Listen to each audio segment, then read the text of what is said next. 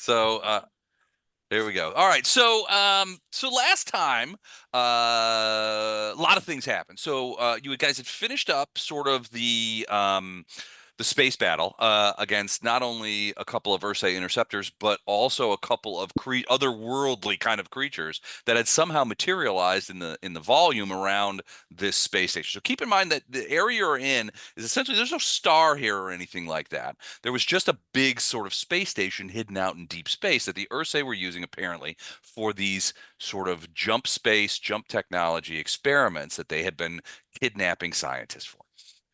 And apparently, as you guys showed up with the affront, you guys dropped out of jump. The affronters ejected the gin and tonic out into space, where you guys got into your own space battle and began their own space battle against the Ursae. You guys did, once you'd finished with yours, you got into the slice of lime and jetted over to the space station. Now, the interesting thing about the space station is it now has essentially an inverted torus hole through the space station itself that is emitting huge waves of jump space radiation. And further, your suspicion is, or at least Jin's suspicion was, is that it was also not only is it disrupting the region sufficiently where jumping, going into jump space close to the station would be disrupted in the same way that a gravity well might disrupt it. So you have to be relatively far away from it to engage your jump drives. But also, it's basically bored a hole through a working space station. And that was the environment that you guys found yourself in. So you were able to use the slice and the universal docking collars, and you were able to dock to a maintenance hatch on the upper side of the station, away from the away from the hole itself. But even then, Jin was sort of like, I can't get much closer to this. It could damage our jump drives, and we need to. And at some point, we're going to need to leave here. So hopefully, so you guys took the slice in, which doesn't have jump drives, and just found yourselves, you guys were able to get in, found yourselves, worked through the sort of lock mechanism in a couple of maintenance areas and stuff like that, and found yourself in a space station that was grievously damaged. um, the hard part is the life signs that Jin was able to detect. There were still some pretty big groups of Terran and Ursae life signs on board. And what you guys are starting to do is essentially to begin to investigate this particular deck of the um, of the station in an effort to locate where those life signs might be, so that you can try and figure out a way to get them off the ship. Basically, you're trying to evacuate as many scientists that are still alive as is possible given the conditions of the ship. The problem is that the hole through the station has essentially depressurized great swaths of the station. There's depressurization. Now the gravity is still on, so you can walk normally, but you guys are all in suits, in vac suits, and there's no oxygen, there's no pressure. Basically, the hole was substantive enough where it explosively decompressed probably multiple decks. It literally goes all the way through the station. So there's almost certainly no level in this station that hasn't had some damage. What you're hoping to find is you've ascertained that many of the compartments that you guys have come across, even though they are damaged, most of them are depressurized, but they do have pressure doors and pressure seals. So it's possible that the life signs that Jin was detecting are areas in which, before or immediately after the anomaly took place, that groups of people were either able to engage the pressure doors and save their own atmosphere, or they did so as quickly as they responded very quickly, because it wouldn't have been instant. It would have happened over the course of, at the very least, probably 30 to 60 seconds. So they would have had some time to try and implement some sort of thing. And so what you're facing now is trying to hunt down various groups of living Terrans who are still on the ship. Couple of problems associated with that, though. One, you're in a depressurized area, and the distance between where you are, you think you have a line on where some Terrans might be, but the distance between where they might be and the slice of lime is pretty far, and it's depressurized, and it has no oxygen. You don't know what the suit complement they may have in these rooms. Largely, this deck, as far as you can tell, was largely personnel quarters and some minor laboratories. So you're not sure if there's any available vac suits or what condition they're in. So that's problem one. Two, you've got the distance. If there's no vac suits, you have a distance of how do you take a person under pressure? How do you get them out of a pressurized area, traverse the 100 meters or so it'll take to get back to the slice of lime, and then transfer them from an airlock into the pressurized area of the slice of lime without them dying horribly. So that's another problem. The third problem that you guys are facing is the quantity of people. The slice of lime will hold you guys and maybe a half dozen scientists in a complement. So the idea is if you are able to figure out how to get these people from point A to point B, you'd have to do shuttling back and forth. And I can't remember how long did it take for the slice of lime to get thing. I think it was like 20 to 40 minutes of fusion drive time to get from where the It took us 40 minutes, but hopefully if the battle's over outside, the ships are closer, we can do it in 20. yeah. So there's multiple problems that are confronting you. So those are the challenges that you face. Further, apparently the Taurus is spawning jump space radiation emitting creatures, some of which you have seen before, like the one-eyed goober that you guys fought a couple of them in the thing. There was also some sort of floating octopus creature, which you guys have trapped in there. So Mhm. that's another problem. To get back to the slice of lime, you have to go past that guy where you don't know where he is. You sort of locked him in the other room. So he's in between you and the slice. So there's that. But there are other creatures that you have seen, like this creature right here, and let me just do this here. This creature was just sort of floating around in vacuum, and when it saw you, it came at you. Now, I believe that in this case, Eric's character was able to unload some shotgun shells at it, and everybody took turns firing at it and got it. But there's also some malfunctioning drones. Who knows what else is in here? If the Taurus is throwing, if the anomaly is throwing off creatures, there could be all kinds of creatures in here, and that might make transporting people more difficult. Believe we said yesterday as well that the slice of lime has two additional vac suits that you guys have brought with you. So you're Those carrying more. with you a couple of vac suits. So that may or may not help.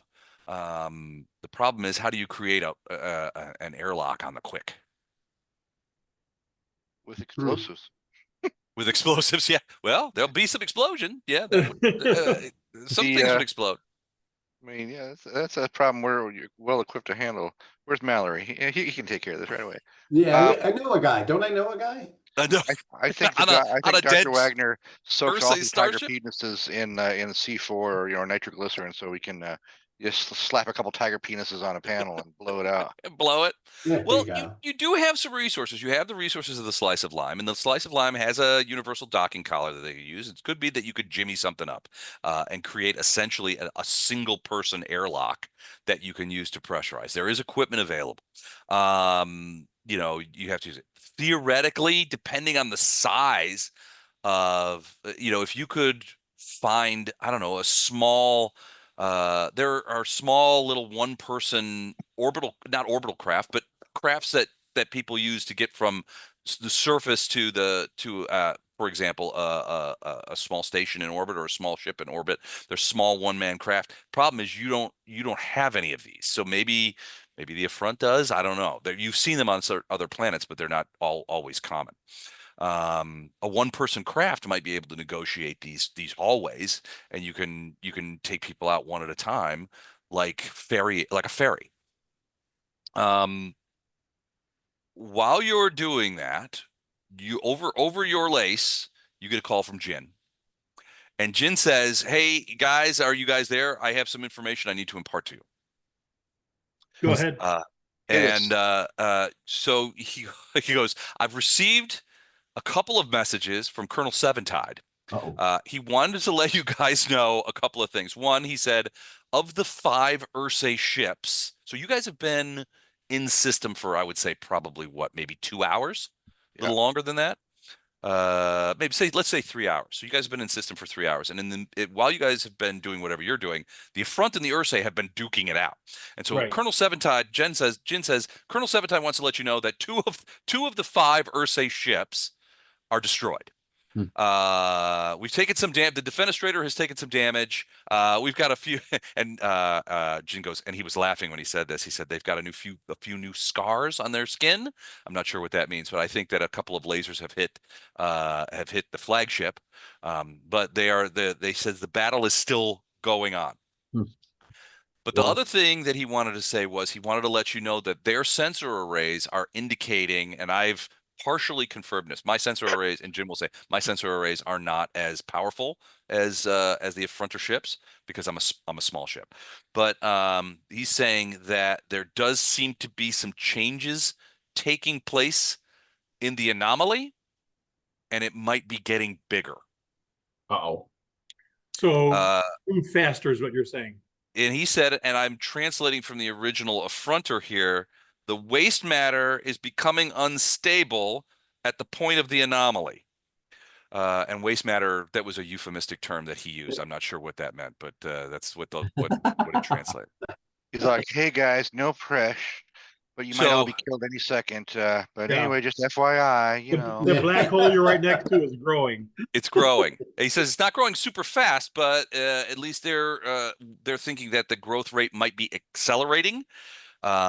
He also advised that they have a significant amount of nuclear fusion weapons, which might be of help, he thought, if they were put, say, into the anomaly. Fusion. Well, let's get a little farther away first. Yeah, can we escape to orbit before you nuke it, please? But he also said he also wanted me to ask you guys if there was anything that you guys needed. So he's got their 20 jumpsuits. and Jin, well, I mean, they had Terrans on their ships. So in the midst of things. So it's possible they have vac suits. He's saying, so Jin says, look, I've been monitoring the battle myself, and the Ursae, frankly, are giving as good as they got. Jin is basically like, look, I understand what the Affront are like, but they're taking significant damage to their ships. The Affront is, as well as destroying the Ursae ships. So the Ursae are given as good as they got. Now, there are more Ursae ships in the volume, like littler ships that have been ejected from the large ships before they were destroyed. So there's a lot of little Ursae ships flying around, including a couple that look like they're trying to potentially dock at other maintenance docks on the station. So those are one of them. The one that looks like it's intending to dock is sort of on the other side, but it's docking at your level on the other side of the station. So to what would be to your east. So guys, what I'm hearing is somebody's bringing us about a lot of extra vac suits, but some repairs may be required. Yeah. Fill it after the captain fills it full of laser holes. We're gonna have to patch that up, and then we'll have a free spacesuit. Where's the blue bar in the on the map in this hallway? Emergency lights. Okay. So you can see over here. Go ahead. Over here is an emergency sort of like the blinking lights that go on schools when the powers go off. Yeah. That kind of thing. It's an emergency light. Now there should be many more of them going off, and it's blue because that's the preferred light wavelength that Ursae eyes use. So it's a little eerie looking to your Terran eyes, but yeah, those are emergency lights. Don't forget, I'm also declaring all this new territory in the name of Jixlandia. Jixlandia, yes. This is now Jixlandia. I have little flags I brought along for just such an occasion. I'm putting here and there. Okay. Another quick question I'll ask. This drone down here, just sitting there. We had sent it down there to poke those pods, and that's what summoned that big creature. Right. Yeah. Chuck's controlling that one. Now. Chuck had fixed it once. I'm gonna run down and pick it up and take it back to Chuck. Okay. You're gonna run down there and grab that? Yeah. Okay. Yeah, it's a small drone. It's about the size of a goose. Its graviton plates seem to be working because it's hovering. But and there is remember there is gravity here. There's just no atmosphere or any atmospheric pressure. There's no oxygen, so you're in But there is the graviton plates still seem to be functioning. Hmm. Hmm. Okay. Wow. Um, seriously, We're, how many people can we fit on the slice of lime? About another half dozen besides you guys as a crew complement. I can't grab the drone, so. Oh, sorry. Here, let me allow you access. All right, try now. Okay. So Chuck, I think Bishop will recognize this is obviously this is the drone that you've been able to sort of take over from a computer standpoint, but Right. it is somewhat damaged.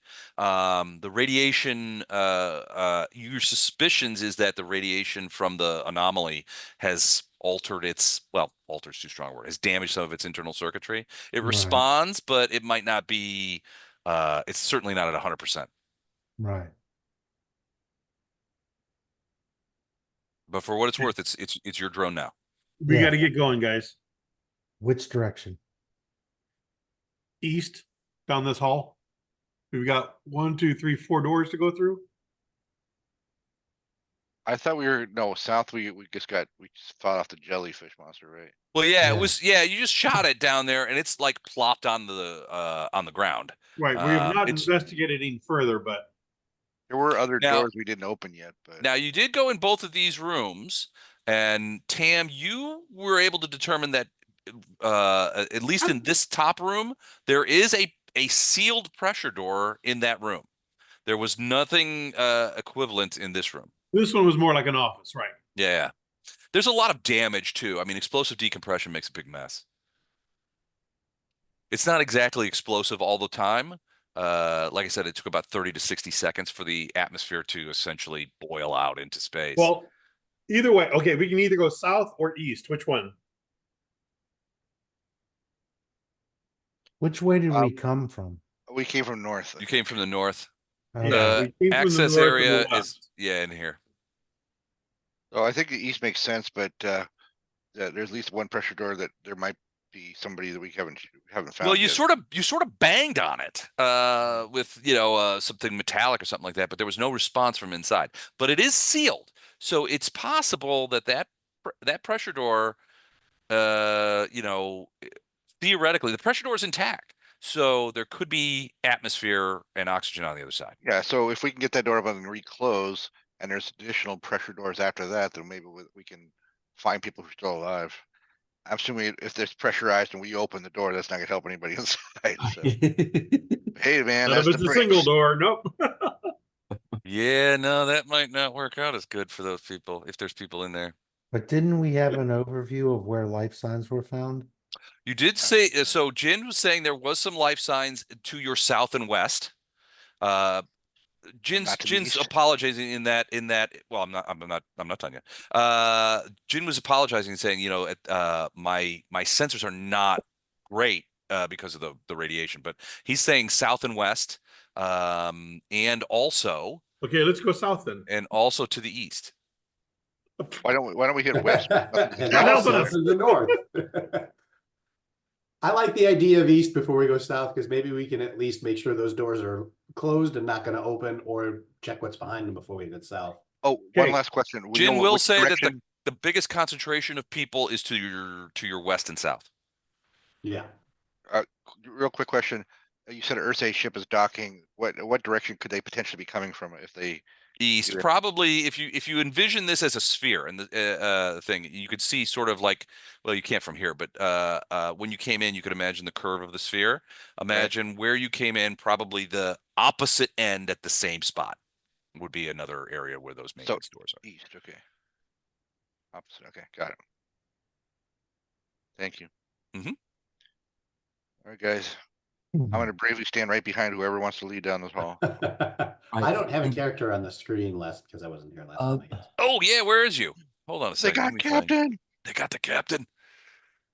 They got a phone. Game over, man. They got the captain.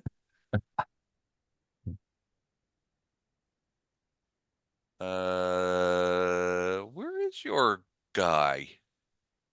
It's not important right now. We can wait. Is he back at I'll the find it. first That's what I'm dock? looking, but he's not here either. How long have Oh, you I been haven't gone, played man? Oh, here anything you in are. Here two you are. months now, so I'm not surprised you can't find me. I gotcha. I gotcha. I found you. Hey, Mallory, Yes, you want to go down this hall with me? sure. Yep. Um, No way. yeah, sure. Hang on a minute. I'm gonna be right there. I'm trying to get my roll 20 to do what I want it to, which is it's not. Hang on. Come here, roll 20. There you Like go, you're not Captain. the boss of me. All right. And I need to get a good doctor in there too. Where's the doctor? He's gone too. So, Doc, let me grab you as well. Um, Les, I'm Mm. sorry. What's this gadget here? That's It's the the drone. That's my oh, drone. right. Thank you. Don't Thank you. shoot it. No, Don't shoot it. I was about to blast it, but okay. Yeah, don't shoot it. Oh, shoot it. All right. The Um, drone's afraid of Mallory, so it's going to move here Yeah. in a um, zigzag pattern. That What? crazy asshole Serpentine, with serpentine. the Serpentine. crazy asshole with the shotgun is behind me. Are you sure you want me to do this, boss? Actually, I have my laser rifle ready to go. And Ah, that's not any better. From the I'm drone's perspective, not any better. the drone is my friend. The drone, Okay, the drone is my friend. You're a great drone. Go, drone, go. I'm on your side. All go right. do drone things. All right. So like what's Les, I'm sorry. Is this the door that's pressurized? That door, let me check it. It is not pressurized. That door is standing wide open, and you can see Oh, in there that this was some sort of not an office, more like maybe I don't know, like a Lab. storage area, or yeah, there's a Mm. sink. There's some sort of sink over on the in the upper right hand corner, but it doesn't look like a lavatory or anything like that. Maybe a small lab or a storage area. There's a lot of detritus and crates and stuff in there, but the door is open. There's no oxygen or atmosphere in there. gotcha. Okay. And This is the window that I'm. This is the door that I'm at, right? gotcha. Yeah. All right. Yeah. Great. Cool. Is Okay. there a window in it? No, there's not.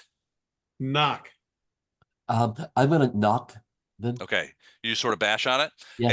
As your suit kind of like hits it, you hear this sort of like thump, and this is essentially because in a vacuum there's no sound, there's no medium for the sound waves to drive on. So your suit sensors are actually mimicking what it believes to be the sound of you hitting the But thing. if So you there's do hear but some if there's thumps. atmosphere on the other side and people on the other side, they'll hear it. They'll hear it. Yeah. So the problem is that door just sort of spins, sort of knocks open when you hit it, and you Oh, can Oh, see really? inside. Yeah, it's just sort of like so. Yeah, no pressure in there. This is less destroyed than before. There's a little table and couch and a bed. There's no people in here, but this looks like it was somebody's quarters. all right. And so I'm gonna move around my friend the drone and I mean okay. So what are we gonna do? Say somebody knocks back. We can't really talk to them. We can't really invite them out in the vacuum. Um, Well, you how, you do have two suits. The right, problem is you got to open the door to give them one. right. So it doesn't. So then it becomes a race, right? Um, so the reality is that the atmosphere, once if you open one of these doors, the atmosphere will pour out, Yeah. right? So the differential pressure will drag all of the oxygen and hydrogen and nitrogen molecules, Huh. just and it will disperse them. And it looks like when it happens, because of the lack of pressure, usually these gases will become sort of like a mist that sort of blows out. Now, in this case, you're not talking about theoretically, if it's the same size as the one next to it, you're talking about an amount of gas that will probably not. Who did we lose? Who did we lose? Was that Dan? Dan? Oh, No, So the we're not hurricane talking came back for him. hurricane came back. Yeah, so it hurt him talking about, oh, I survived easily. Oh no, what's that sound? I So in this case, you're not talking Hurricane's about a inside the volume of house. the, the hurricane's calling from inside the house. Hello, Dan. Have you checked the gator? Uh, in this case, you're not talking about a volume of gas converting to um, converting, converting to low pressure. It's not going to be like an explosive kind of thing where it will blow everything out of the thing. There will be, depending on how you do this, there will be gases escaping. There will be mist, but it won't be like that kind of thing. gotcha. Okay. However, A person about exposed to no in a atmosphere, do they depressurized die or feel like environment. they're drowning? Well, oftentimes, so what happens to people who are in uncontrolled decompression? In the event of explosive decompression, similar to what happens in space, this causes catastrophic effects on the human body. First is lung trauma. The lungs, if they're not expecting it, would not have time to decompress naturally, leading to an expansion of the gas within the lungs, which would cause a lot of damage to the lungs themselves. There would also be internal air spaces that would suffer the same fate. When we talk about internal air spaces that are non-lung, we're talking about places like the middle ear, the sinuses, and certain areas of the gastrointestinal tract, which would also expand. Um, Depending on the level of decompression and the explosiveness of the decompression, people could get thrown. There's physical trauma, that kind of stuff.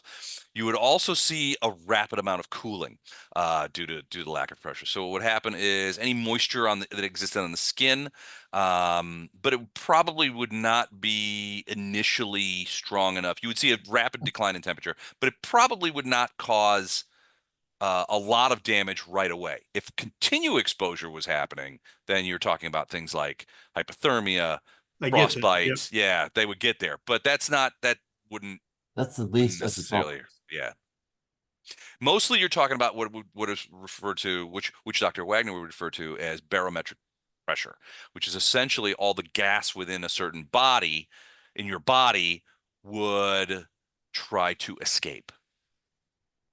Dr. And it would Wagner and would describe that as conversation with Dr. Wagner.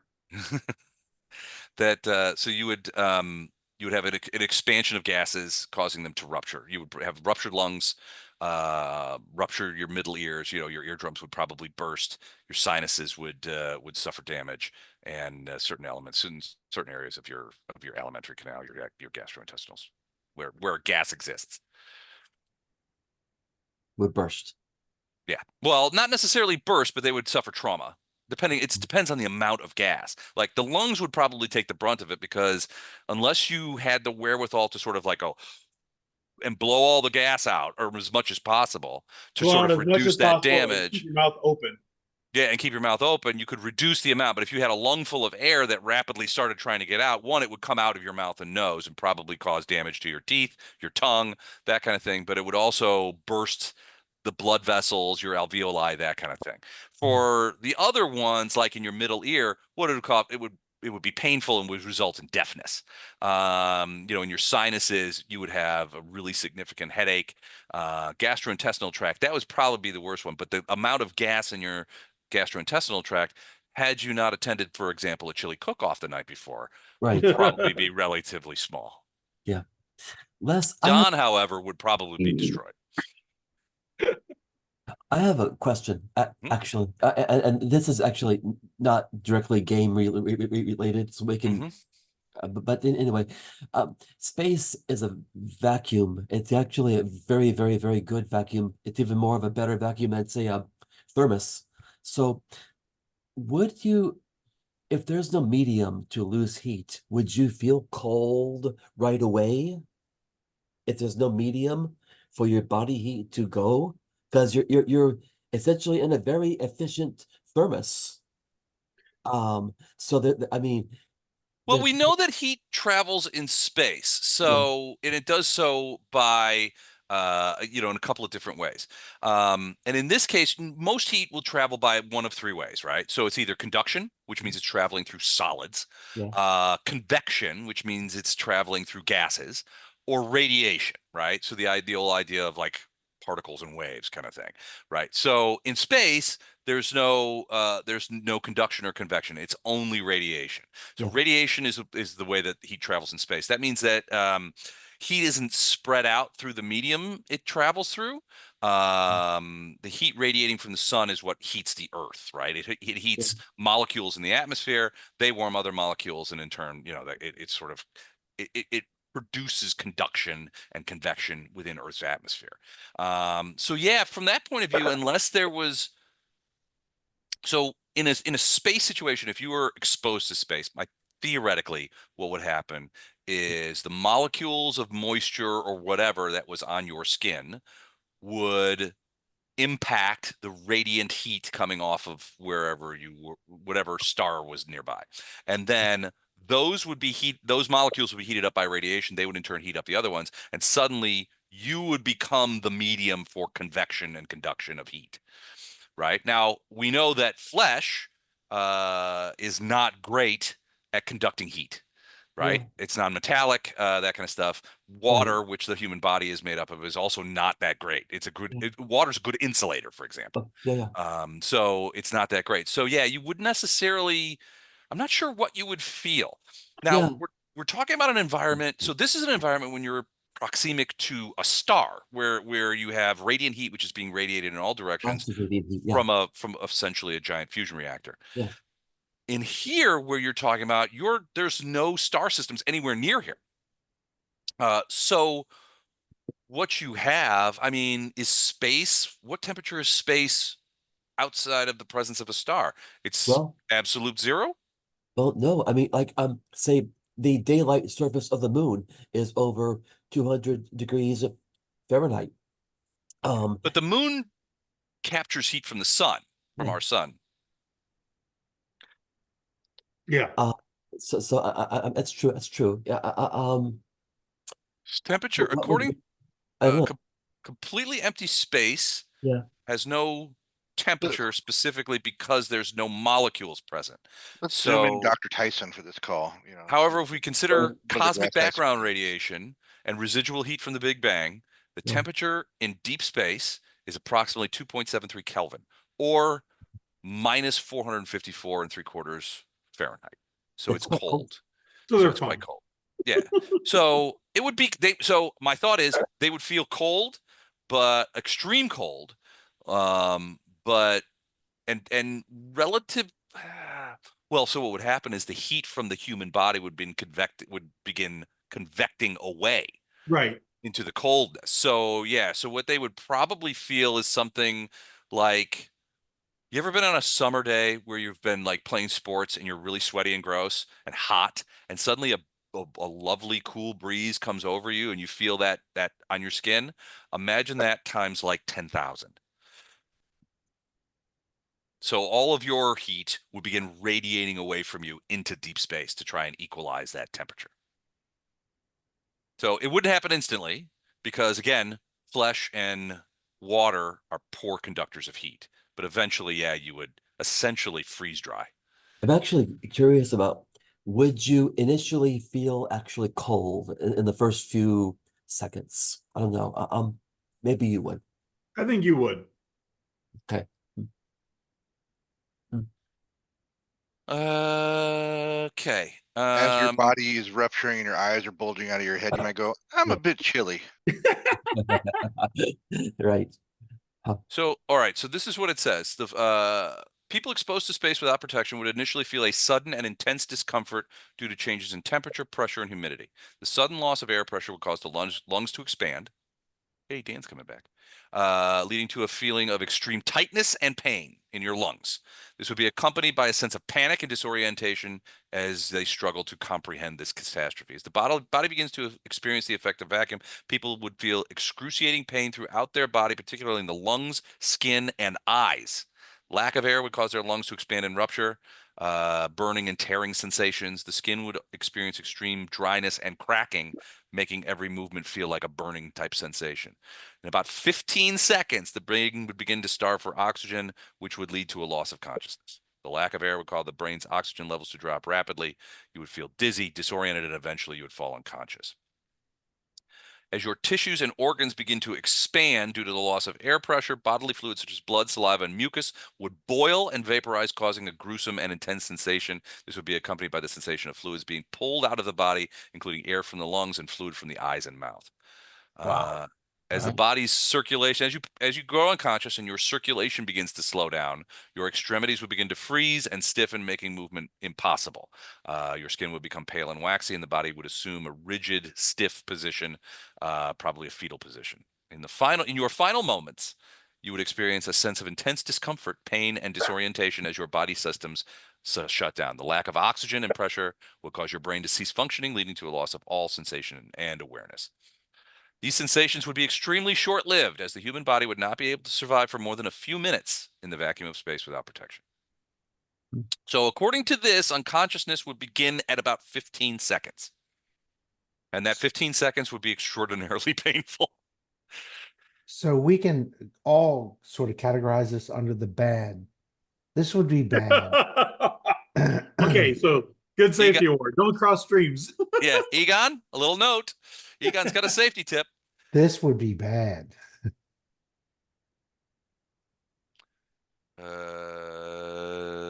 So the thing is at low pressures is the boiling points of liquids decrease significantly. Your blood would have been eventually begin to boil. See what you missed, Dan? What happens to your body when you get ejected into the vacuum of space? So in this case, I'm reading the thing. Some humans have actually been accidentally exposed to near vacuum and survived. In 1966, an aerospace engineer at NASA named Jim LeBlanc was helping to test the performance of spacesuit prototypes in a vacuum chamber, massive vacuum chamber. At some point in the test, the hose feeding pressurized air into his suit got disconnected. This is a quote. As I stumbled backwards, I could feel the saliva on my tongue starting to bubble just before I went unconscious. And that's kind of the last thing I remember. Nice. And why are we having this discussion? Well, they found, so you guys are at this doorway, and Tam is like, we have extra suits. If there are people on the other side of this door, what happens if we open the door and throw the suits in then and say, get in those? Can a We have to person help them. get They in can't do it get in themselves. get in a vacuum suit in time as vacuum basically sucks all the air out of it? I mean, can you open a pressure door? Is there time for the person on the other side to get into a vac suit before they die? No. Probably not. They would No, probably we would have to help them. they would probably if there pass. was They would any probably chance. go unconscious. Death would come about a minute and a half later, but yeah. Yeah. Scientifically speaking, you guys are correct, but I've seen it on Star Trek: The Next Generation multiple times. They also say that space has a smell. At least they've derived this by the fact that after doing spacewalks, when they come back in and they repressurize and they take off their spacesuits, the spacesuits smell like charcoal, like burnt stuff. In the final season of The Expanse, they had a great simulation of that as one of the characters ejected herself out into space to get to a different craft. Oh She yeah, was, yeah. she was pretty messed up for the rest of the episode, but she was alive. She had to lay down. She had to But lay she was down like- for a bit. Yeah, her lungs were messed how up, long- her eyes were all bloodshot. How long was she exposed to space? Probably a minute. Yeah, but she was Minute? planning for it to expose to space, so she had ejected all the air out of her lungs, went on, launched herself in the airlock to get to the other Yeah. craft. Okay. Okay. A minute's a long time. It was a long time. Was she unconscious by the time she got to Yeah. wherever Oh she yeah. was going? Oh yeah. Okay. Almost instantly. So there's more. The formation of gas bubbles in your bodily fluids, known as an embolism, Yeah. also occurs with deep water scuba divers who surface too quickly. For suitless astronauts, the blood through their veins boils less quickly than water in the tissues because the circulatory system has its own pressure, hence blood pressure. But massive embolisms in the body tissues would result very rapidly. They looked at previous exposure to vacuum in animals and found that most lost consciousness between 10 and 15 seconds. Some of them then lost control of their bladders and bowels, and the swelling in their muscles constricted blood flow to their hearts and brains as their expanded muscles acted as a vapor lock. Where did they first start to diagnose the bends? I have no idea. Eads Bridge. Did they really in St. Louis? Yeah. How? Well, the river's not deep enough to get the bends. Uh, so they had to build an area for them to go down and then dig up the dirt under the riverbed to get to bedrock. Yeah. And during that process, they were traveling far enough that when they came up, they didn't take the time to decompress. No kidding. And many people, including Eads himself, suffered from the bends. I've heard it's incredibly painful. It's incredibly painful, they say. Yeah. Yeah, when you're a diver, they teach you all about like how to, because the nitrogen bubbles basically are expanding as you the pressure increases, they expand as you go up atmospheres. And the only way to help with that is to either get no pressure chamber or take that diver who's suffering from it back down to depth and let that the nitrogen bubbles boil out on their Right. own. Right. Sounds gross. It sounds You gotta horrible go way up to and die. pause, go up and pause, go up and pause. Normally. Yeah, that's why they have safety stops when you're doing deep dives. Takes a long time too, doesn't it? Well, if you're a diver, yeah, you'll plan it as a part of your dive plan. So you'll come, let's say you did a 100-foot depth dive plan and you're down for a certain amount of minutes. You're gonna take that formula, say I was down on the bottom 8 minutes. And that means I have 2 stops. I have to do one at 30 and one at 15 feet for 5 minutes per to let the nitrogen boil out of my bloodstream or and then you'll be able to surface. But if you try Or to go to reabsorb the bottom of probably the is what top, it's doing. yeah. If you go to the bottom of the top, they're gonna expand and expand, and you're gonna get the bends in your joints and probably get an embolism as you were just talking about as well. Not a pretty way to go. No, it doesn't sound fun. It sounds like it would suck. Yep. I think maybe keep an decompression open sickness. mind. When I think of no atmosphere, I always like to think of Total Recall with Arnold Schwarzenegger on the surface of Mars going, and his eyes are all bulged out of his head. The eyes bulge out. Yeah, that was awesome. All right. Definitely 80s science fiction. I'm gonna knock at this door. Decompression sickness most frequently is observed in the shoulders, elbows, knees, and ankles. Joint pain accounts for 60 to 70%. Well, Wait a of minute. all I altitude. think once I Hang reach on. 50, I have decompression sickness. I have all those pains. Yeah, no kidding. Hang on a second, Mehmet. Does this door have a view window in it? Does not. Okay. You can go in there. I'm gonna You not- knock and wait 15 seconds. Okay. After I knock, I'm gonna hold my hand against the door. I might feel it if they knock on the other side. Okay. Not All right. The vibration. times. So you don't hear anything for about 30 seconds. And then you hear very lightly towards the bottom of the door, sort of just a very light dunk, dunk, dunk. It's mostly, you can't hear it. It's mostly your suit is picking up vibration. I'm feeling the vibrations because you've got your arm on it. But yeah, but you do hear, essentially, if you knocked 3 times, you get 3 knocks back. If you knock 2, you get 2. Basically, it's a mimicry event kind of thing. Okay, guys, who's got one of the suits? Okay. I don't know who has the suits. I'm carrying lots of guns. I would say since I'm carrying only a body pistol, I'll have one or more of the suits on me, Les. I would have one of the suits, I think. We need to both be ready. We're gonna have to help. If we go in here, we're gonna have to help whoever's in there put on a suit if they don't already have one on. Well, Right. is there atmosphere in this hallway? No. Real quick, how bloodthirsty are you? What if the other guy on the other side of this thing is not a human? What if he's an Ursae? We let them die. Okay.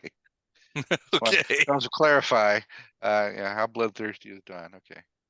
I'll be looking at the bear like, hey, it's not me, it's this guy. So here's kind of another question. Mhm. We're in a hallway with no atmosphere. Mhm. If we open a door to a place that has atmosphere, Mhm. move in and Yeah. close it immediately. How much atmosphere leaks? How fast? All of it. All of it at once? Probably not all of it. It would take, it'll move fast. because a lot of what's going to happen is the sudden drop in pressure is going to cause the gaseous molecules to become liquefied, essentially. So a lot of it will hit, but I don't think it's possible that it won't depressurize. I mean, depending on how fast you move. I mean, if you're talking about 2 or 3, 4 seconds, it might not be enough. There might still be. I don't know if there'll be enough atmosphere in there to breathe, but it might not. There might still be molecules in there. I mean, it won't necessarily instantly kill the guy. Right. So I'm thinking if you have a suit and you open, move in, and close, you would have a better chance of helping whoever's on the other side put the suit on, or deciding their Ursae and then open and close and get back out and let them die. Or whatever you decide to do. But I'm thinking you'd have a better chance at that point because not all of the atmosphere will be gone. Okay, so if I open, as soon as I see an Ursae, I let it go. But if it's a human, I jump through, close the door, and try to get them in a suit as quickly as possible. Okay, so you're gonna open that door. Is everyone okay with me doing that? Sure. Yeah, sure. I'm gonna have well, who is gonna run in with a suit? I Should will. I I am. will. Oh yeah, let's let Tam will, and I don't need to. I'll I'm, hold mine in reserve. I'm gonna move If the there's 2 people drone. in there, I'll have the other one. I'm gonna move the drone out of the way. okay. I'm gonna run in first, Okay. and whoever has a spacesuit can run in. Maybe I'm right behind you with the spacesuit, putting it on. Yep. okay, but now hold on. If there's danger in there, and we both run in and slam Oh, the door shut. as soon as, okay, I'm going to open the door. You're going to look in. Okay. Okay, And be ready to charge in. If all there's right. danger, don't run in. We just let them die. Okay. All right. All right. So here's our plan. We're gonna throw open the door. I'm gonna look in. If I see humans, I'm gonna come in real fast. I'm gonna grab Mehmet with the spacesuit. We're gonna slam the door. If I Okay. see Ursae or a front or those little wiggly worms, I might just leave the door open. Just leave it open and see what Yeah. happens. All right. What about the rest of you, Dr. Wagner, Weber, Bishop, Captain? What are you guys doing? I'm standing right next to him for gun support. Gun support. All right. I'm ready to add if there's more than one person that needs to be rescued, then I'm ready to stand by to toss myself or my suit in. Okay. I'm down the hallway, but I'm gonna send the drone to this corner door. Okay. And again, is there a view window through it, or is it a There's solid no, door? it's a solid door, but the drone sensors are telling you that there is a significant um so I'm assuming you're monitoring the drone sensors, right? So and then this is a security drone, right? So Right. it has various kinds of sensors. The sensors are telling you that on the inside other side of that door is a significant jump space radiation source. Okay. Yikes. The door that I'm at? No, the door that the drone No. is standing Oh, the next door to. the drone's at. Okay. Okay. That's important information to know right before you open the Yes. door. Oh, did I not mention that? Sorry. Oh, maybe it can look. Maybe the drone can look through that door too. I tried that already. Which one? This one here? This door that they're about to mess with. At first the drone sat in front of that. So what did the sensors say about that? Sensors said that there is one life sign and one well, it looks like one live Terran and one dead Terran. Oh, okay. Okay. So there's a live Terran behind that door. Okay, that's us. That's good. We want to save them. Bishop, Yeah. quick, give me Dr. Wagner, we have give one me live Terran a and quick- one body parts Fiesta. give me a D20 when you get a moment. Who? The drone has graviton plates, is how it's doing. Gotcha. Okay, never mind. Sorry. No, it's all right. I'm just All right, a 2. That's not gonna be sufficient. Yeah, I have no idea. Okay. But yeah, the drone is telling you that there are two Terrans on the other side of the door, one alive and one dead. Right. It also says to you, Bishop, that the internal camera system, the security system, is offline in there. Okay. Or not. Well, it doesn't say offline. It says non-functional. I can't. It basically, the drone is telling you it can't access the camera system Yeah. in that room. Gotcha. Okay, cool. All right. So here's the plan. So you You guys are gonna. ready, Mallory? I'm gonna open the door. I'm ready. I'm ready. I I'm ready open the to door. dash in. All right. The moment that that door begins to open, you feel sort of stagger back as a huge rush of oxygen and gas begins pouring out. That oxygen hits the depressurized area and begins to fill the area with mist. Yeah. So the whole area is beginning to fill with essentially liquefying oxygen, nitrogen, and hydrogen. You Right. hear very briefly at first, you hear inside, you hear somebody yelling, "No, no, don't do it!" And then the rush of gas is beginning to come out. But the door now, at first, is difficult, but now slides open. This guy is cowering in the corner. You can see him sort of like in the back, and he's holding the things on. You see, he's got his hands over his face. You hear him yelling, "No, no, no!" And rivulets of blood are coming out of his nose and ears, up into the All air. right. Go get the guy in a spacesuit. I'm in. All right, so you go in. Yeah. All right, and what about the door? I'm gonna close that door. I was hoping somebody might grab it and slam it shut after me, but it's okay. I'm gonna grab it and I can slam do it back after on. you. If you want to go in, Eric, I'll do it after you. Yes, sir. Thank you. All right, so Captain Gray, you basically get that door shut. Yep. All right. So you guys are in. Hold on, let me I'm gonna put some light on Weber so we know what the hell's going on here. On me? Yeah, so we can see it. So you can just Somebody in see the hall. inside, so we can see in the hall. Tell you what, why is it doing that? Sorry, I didn't mean to put a big yellow line in the middle there. Hold on a sec. I don't see it. Okay.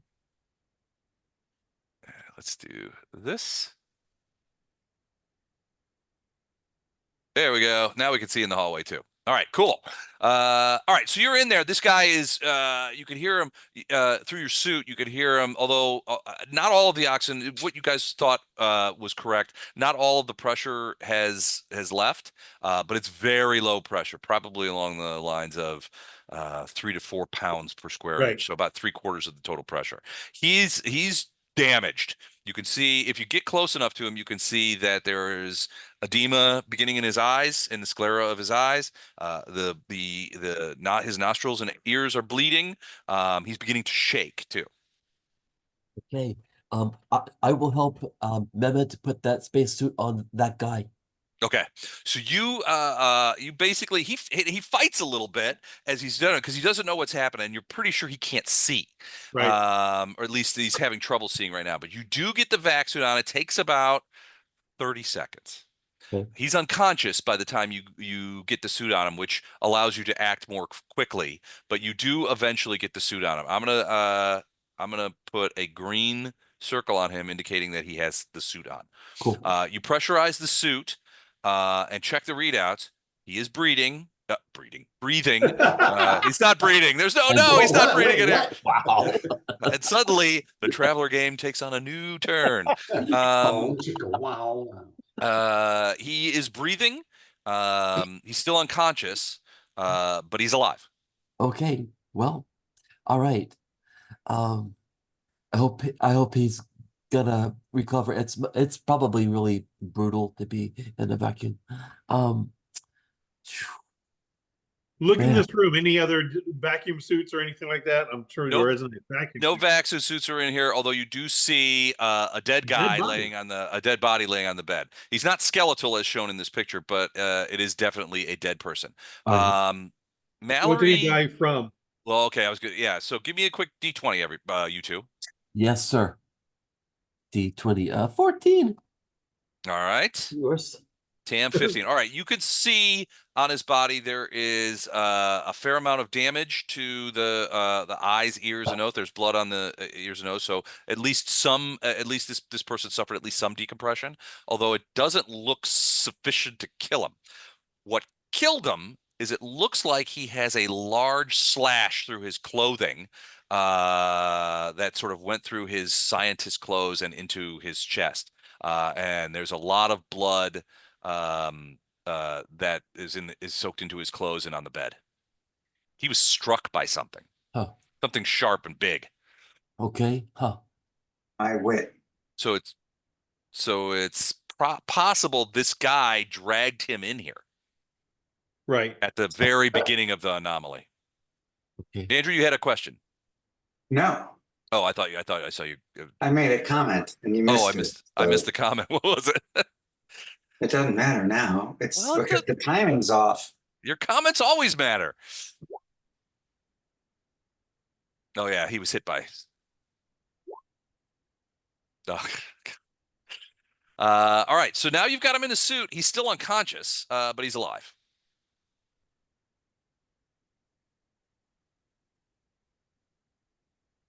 The other guy's very dead. Tell him He's to been dead walk a it while off too. then. Walk it off, like Coach would say. Well, Wagner might be able to bring him. So there are ports on these suits for diagnostic tools, for injections. A little Dr. Wagner pick me up. A little something, something could happen. Good. The mist is beginning to expand and dissipate as it travels in various areas throughout the corridors. You do see that some of it forms like a liquid dew on the floor and on some of the walls nearby. Okay. Hmm. Tam, what about you and Mallory? What are you guys gonna do with the guy? Well, is he still unconscious? Oh, he's He is. unconscious. Yeah, he's He's going to be unconscious. that way for a while. Should we drag him out? Do you think, or I don't know? I mean, we got him. Yeah. What should we do with him? I mean, of course, I think eventually we want to talk to him. So Let should we the- get back to the? We Let need the to take doctor him hit with him us. with his. He with might his- have a great deal of information. Yeah. You might, well, yeah. Let the doctor hit him with a pick me up. Great. What if we got him back to Sites of Lyme and let the doctor help him? Okay. Okay, can do. So you want to take him all the way back to the Lime? Well, I'm sorry. I'm sorry. How far away is the Lyme from us? From where you guys are standing right now? Mister? It's Not at least three super far. scary aliens behind us. 100, maybe 100 to 120 meters away from where you guys are standing. But yeah, that octopus guy is still in the way. And there was another one of those eyeball guys that was working for him too. Copy that. Okay, I see. Oh, I don't know. It's a target-rich opportunity for Mallory back there, but I Yeah, don't want to go back there. I'm not going back, man. I was getting shot. yeah. I mean, we are going to have to get back somehow, sometime. But I was hoping to find a place to make this poor guy comfortable. Maybe at the Sites of Lyme, I could fix him a drink. You know, Or some soup. Some soup. some soup. Here's some soup after your exposure Come to back. the. Yeah, the soup on board the gin and tonic is called the Interrogator Special. I think that's the espresso. And it's always filled with lima beans. Could you add a light source to the drone? I can. So as it moves, it opens up. I can indeed.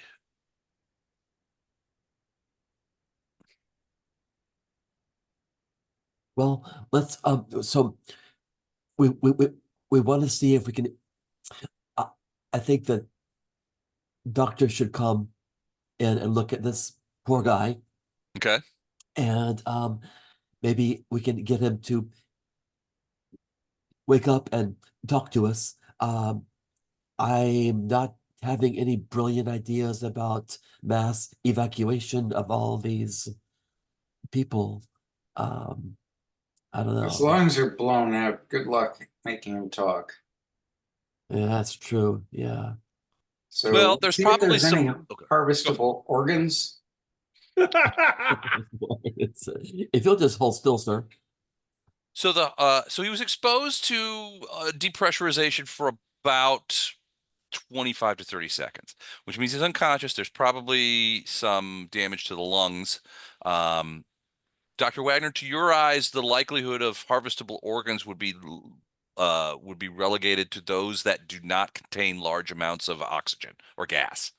So you're talking about organs like the liver, the kidneys, the spleen and pancreas, those kind of organs, sort of the for lack of a better term, the bile delivery system. Or Uh, as we call in the beef industry, offal. Awful, yeah. And So it's delicious. yeah, joints would be harvestable. Probably there's probably not very much damage there, Does he have except for any good info? Is he worth saving or? Yes. I, I think he's probably gonna be worth saving. Um, I want to hear what he has to say when he's able to speak. Wait, are you a monk or a fighter? You know, I, Fine. Give me a papoose. I'll take a look at him. I'm actually for the peace, you know? Really. all right. Peace, So law and order. Dr. Wider, you go in there and you are obviously very skilled you understand all these readouts. The medical readouts on these suits are comprehensive. You can see that he does have some lung damage, although it's not quite as much as you might have expected, considering that level of decompression. The likelihood is if once back in a pressurized situation or brought back to conscious, the likelihood is he probably can't speak. Your guess is that him yelling during the period when Mallory and Tam were coming in, probably allowed him to expel at least some of the gas inside his lungs, and that kept the damage from being too severe. Um, as far as your guess is that there's probably some ice crystal formation on the insides of the sclera and cornea, which means his vision will probably be quite blurry for at least a little bit of time. He will probably require some eye surgery at some point, but it shouldn't hamper him from being able to walk a straight line or anything like that. Likelihood, considering the level of blood that you see on his coming from his ears, the likelihood is that he's probably somewhat his hearing will probably be damaged, but the likelihood is probably not entirely gone. He wouldn't be deaf. He would just be there's probably some pain there, and there would be muted. It would be muted. So my professional opinion is that he shouldn't be smoking and he can't see me taking this carton of cigarettes. Correct. You can loot the room if you want. Okay. Now, you have a variety of drugs that are capable of rendering someone conscious quite quickly, if that's Right. what you want to do. Why would I do that? I'm just laying out options for you. I know what drugs I have. Why would I want to cause him more trauma? If I bring him away quickly, it's going to create greater damage. And besides, it would minimize my ability to frisk him and search I'd his have less drugs. nightstand. And The vitamin Wagner, vitamin W. so I give him some medicine to keep him comfortable, to keep him sedated, not out. Okay. So he's awake, but he is comfortable. It will enable him to breathe more easily with whatever capacity he has. Okay. But since I don't work for free, what do I find in his vicinity? This was obviously quarters, and it's a single person's quarters, and you suspect it was this guy's. There's paperwork, clothing, that kind of stuff around. It's pretty Spartan, generally speaking, but it does look like it might have been his quarters. There's a couple of like printouts that are still attached to the wall, that kind of thing. Just moving the air vent or the panel under his bed. Is there any good You don't really Ursae porn or? Nothing like that. There's really, like I said, it's pretty Spartan in here. There's nothing like money or anything. There's a couple of little, what look to be broken pieces of laboratory equipment, And and a these are couple of scientists. They're probably like pretty much couple prisoners, of right? books. Some books which seem to be work related kind of things, but you don't. I mean, there's nothing like money or anything like that. So the books aren't hollowed out, hiding a bottle of too thick and scotch. No, nothing like that. There's nothing it's honestly very few personal items. All right, At guys, all. this guy seems pretty mundane. Are you sure he's worth the effort? Yes, I, yes. I think I would really like to hear what he has to say, if that's okay with the rest. Okay. These people were kidnapped slave scientists. All I don't right, know why you bring think Mr. they'd have Graves money. a demi-tasse spoon, please. Let's get him talking. Okay. Oh. All right. So after a couple of the application of a couple of drug cocktails, he is awake. He's been given something to deal with the pain. You can see him sort of like looking around,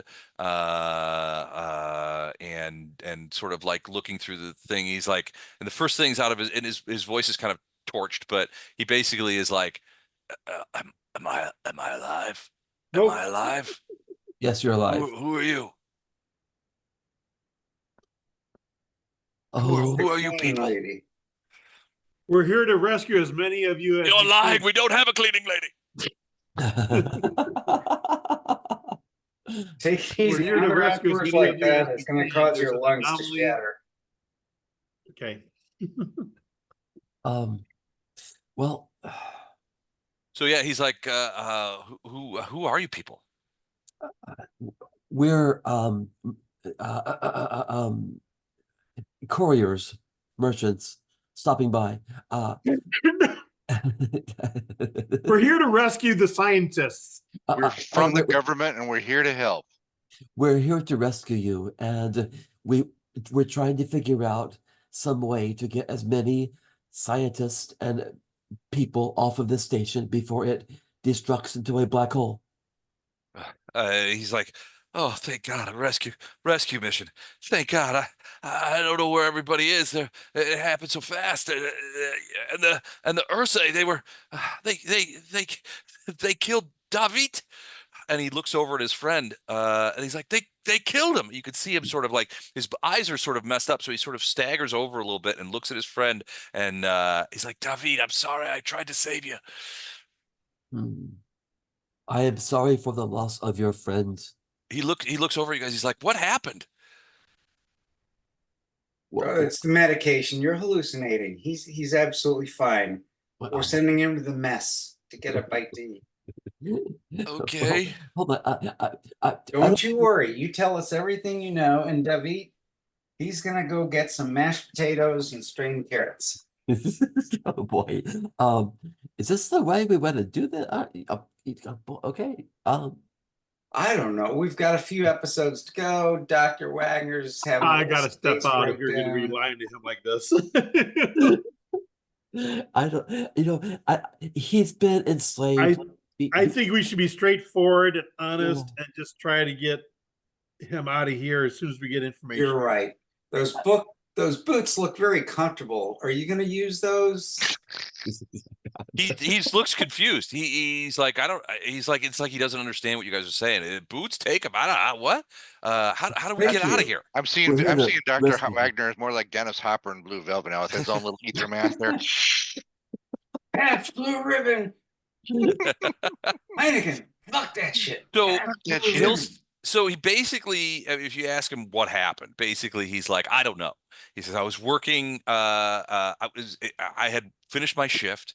I was heading back here when something occurred. Suddenly, I was thrown to the floor, and it was obvious, and the decompression sirens were going off, and it was obvious that were having some sort of major event.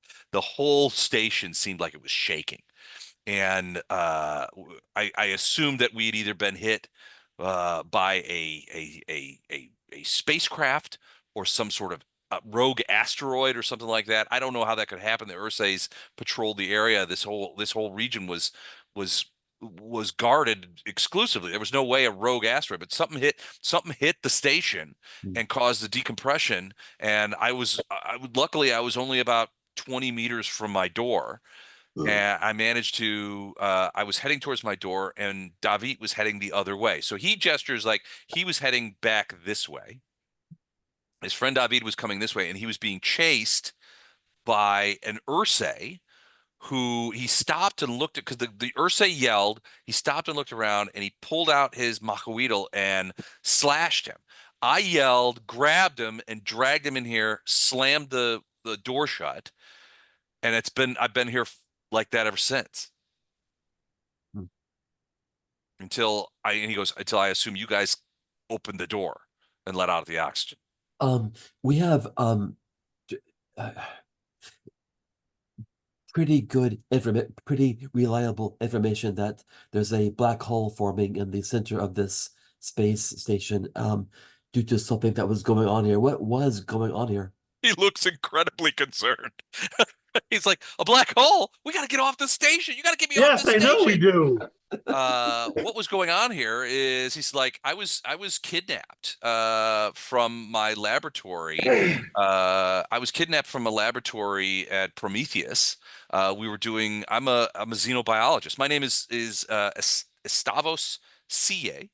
And I'm a xenobiologist of Prometheus, and we were doing some experiments. We had gone into sector 2159, or I'm sorry, 2128 to do some experiments, some deep space experiments. And an Ursae fast attack cruiser came up on our ship. We had no weapons. They boarded us and they killed the captain. They killed the first mate, and they took prisoner all of us that were doing science. I'm a xenobiologist. David was a particle physicist, um, and we've been working here ever since. I've spent probably the last 6 to 8 months dissecting creatures the likes of which you wouldn't believe, just unbelievable creatures that seem to conform to none of the rules of xenobiology that are canon. And he begins to start describing some of the things, Andrew, that Dr. Wagner has seen, right? The non-differentiated organ structure, the ability to sort of interfere the jump space radiation issues. He was working with his friend David. David is a particle physicist, and he was trying to quantify and he was examine the radiation that these creatures exhibit to try and understand how it is that they generate jump space radiation just by their presence, especially when they don't seem to have any organ structure that would be considered such. So I pressing for details. This has been on my mind for a while. What do you know about it? How do they function? What's their physiology? The only thing that we've been able to determine is that these creatures are essentially existing. They exist in a quantum state that is both in jump space and in regular space. So they exist in two places at once, essentially. They're multi-phase, multi-dimensional creatures, and that's why their organ structure is disrupted here. But all of our experiments seem to indicate that they have a comparatively normal but complex organ structure in their own dimensional space, which we've ascertained is essentially jump space, null space.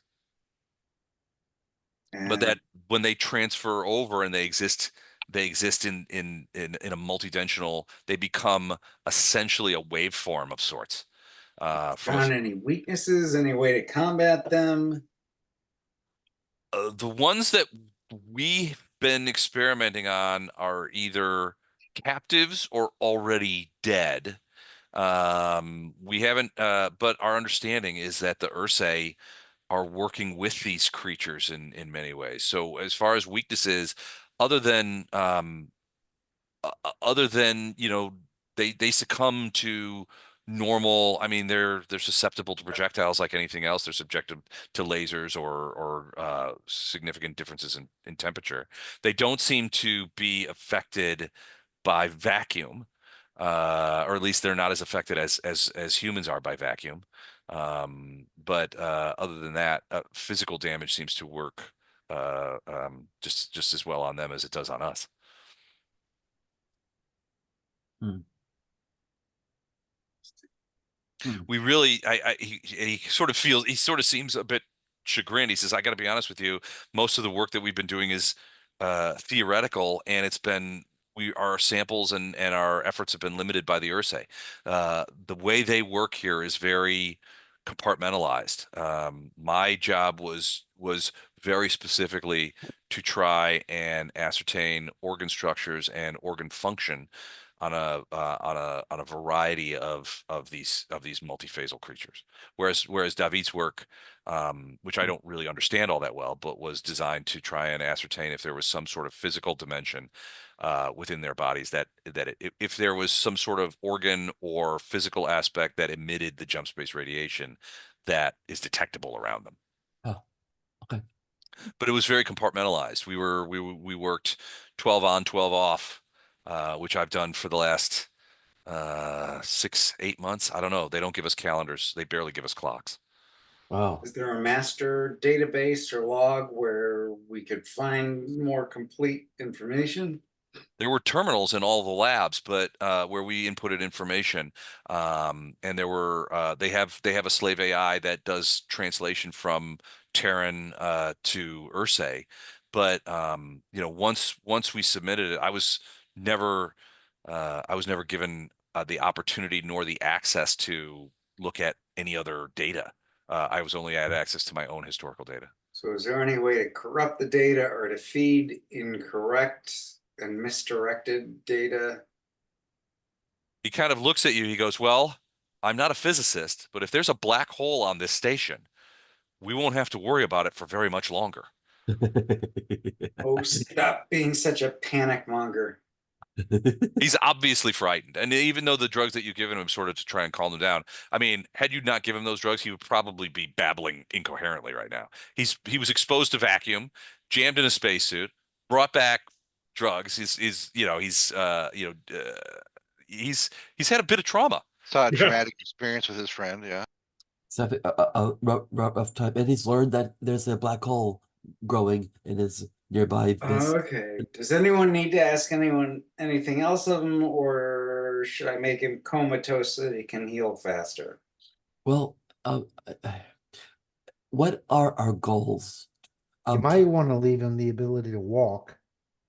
Yeah, we want him to walk so we don't have to carry him. And where are the others? Where can we find others? How do you expect him to walk? He can barely breathe. Is he able to walk? He needs a wheelchair. Okay, He probably needs a wheelchair. yeah, But we don't have a wheelchair. not heavy. Well, True. there are gravity controls on the suits. You could probably float him out. Let's do Okay. that. Really? Mhm. Okay, cool. All right. Interesting. And when you get a chance, I've got the drone up next to this door. So what do the sensors say? Nothing in there. It's depressurized. The door is as you get there, the door is open. And wait, which door are Ajar. you talking about? This one I was originally, hang on, I need to hold. or this one? I was originally at this door. Okay. Having found there's nothing in there, I'm moving to this door. Okay. That door is closed, but the sensors indicate no people in there. Then I'll move to this door. Okay. That looks like some sort of recreation lounge of some sort. There's a couple of vid screens, that kind of stuff, 2 couches, and a couple of dead bodies on the floor. Okay, and all of this while they're talking to this guy, while the doctor's talking to this guy, I'm just gonna move the drone around and try to find other doors and what's behind them. All right. So there is a prox alert as the drone moves forward, and you get onto that, and you can see over by the end of the hallway. There seems to be some sort of courtyard over here. That is you're not sure what's going on, but you can see what looks to be an Ursae in a suit, in a spacesuit, standing there with his Macaweedle in his hand, and he's just looking down the corridor. It looks like, at least as you sort of access, I'm assuming you access the drone's sort of cameras and stuff like Right. that. You wiggle a camera over there to look at that thing. He's just moving. He's not even looking at the drone. He's just sort of staring off into space. Okay, well, if he's not paying attention to the drone, I'll check at all these doors. Okay. There seem to be what, 4 of them? Yeah, there seem to be 4. The doors on the southern edge, on the southern end, do not seem to have any news on them. There's no pressure in the door he's next to now. There is pressure over here, next to this door here. Oh, there's 6 doors. Okay. Yep. So the middle door seems to have pressure. What do sensors suggest? Sensor suggests that he doesn't see any people in there, but it does seem like there is still some lingering pressure in there. Now it is pretty significantly lower than what would be normal for people. So your guess is that the door has a failed seal, essentially, but not failed. It didn't comprehensively fail. It only Right. partially failed. Well, there's no people in there, and that's really all I'm concerned with at this point. Yeah, there's no people in there. It does recognize one thing you do recognize in there is that the presence of another drone. Another drone. Yeah, is inside that room. Well, Um, I don't have the mental energy at this point to try to hack something else, so Okay. I gotta stick This with the drone we got. the drone that in front of that door also detects the presence of pressure. And in this case, again, the pressure is very low, so you're guessing a failed seal again. But there does seem to be it does detect the presence of a Terran in a pressure suit inside. Okay. Hmm. So that's what I, However, as okay. as you look over the cameras that you've sort of been keeping tabs on this Ursae, who's just sort of standing there. All right. So you see a couple of things. One, you see the Ursae, and at this direction, and it's still just standing there, sort of like looking off into space. It's not even doesn't seem to be even paying attention to the drone. But as you get a look at the faceplate, you can see it kind of looks like this. oh, uh-oh. Oh, Cthulhu Bear. Wow. What the hell is that? That's the guy standing there. That's a deranged combination. Yeah, I must say an- that's an affected Ursae. Yeah, an infected Ursae. So you see Great that, zombie and eaters. then as you pan around this area in this courtyard area, you can see also what looks to be this. Jesus. There looks like there is a pile of human bodies. All They right. look to be fairly torn up, sort of in the corner over here. And for lack of a better term, the Ursae who seems to be infected by something seems to be standing guard over them. Yuck. Okay. So it's just a pile. There's probably a dozen bodies, most Terrans that are sort of just piled up there. Yeah. But it's just standing there in a vac suit with its Macaweedle in its hand. Well, that's what I'm doing while the doctor and all of them are talking to this guy. Okay. Do we know what has infected the Ursae? Cthulhu. I don't Or know. a, Could be anything. Doctor might or, have some opinions on it. or a mind flayer. A mind flayer. That's true. True, true, true. I wonder if It's a bear with tentacles. That's not good. That's it, never it's good. it's really bad. A bear lithid. A bear lithid. Well, it doesn't seem to be reacting to the drone. Yeah. Now, the drone has detected a guy in a suit inside the door that you're in now. Right. That I'm in front of now. Right. So once they get finished talking to this guy that they've rescued, ostensibly, and start floating him out, I'll tell them there's a guy in a suit behind a door that has limited pressure north of here, but there's also some kind of an infected squid bear. He doesn't seem to be paying attention to the drone, but I can't say what he'll do if Wait, is people that walk friends around. with SpongeBob? Yeah, it's SpongeBob SquidBear. I'm pretty sure is the show. I don't have kids, so I don't think- know, but I think Chuck, you might have gotten into the powdered tiger penis. I'm not sure you can buy the story. well, okay, then walk normally and Just just come around the meander, corner and see what happens. just meander around that corner, all relaxed and casual, and we'll see what happens. I'm still back here where it's safe. Right. That's why I'm sending a drone to look at this shit. That's good. I'm up near that corner, but obviously I'm not gonna do anything until we make a decision whether we even want to go that direction. I don't know. You want to run out there? I don't know. What's the worst that No. could happen? No, I'm not doing nothing. All right. So you guys float this guy. You guys are floating this guy out. What are you going to do with him? You're just going to leave him sort of floating here in But add him to space? that pile over there. Okay, good. Smart. Yeah. Well, Now he will tell you he doesn't know where anybody else is. He said, I saw only my friend Right. David, and he was grievously injured. I got him in here. I sealed it up. I tried to help him. But he was already he only lasted a couple of minutes. Are there any other pressure suits on this space station that you know of? Well, there were suit stations and they were in various places. So, the idea is that if we had nobody, the idea is that if we did have a decompression event, it wouldn't be big.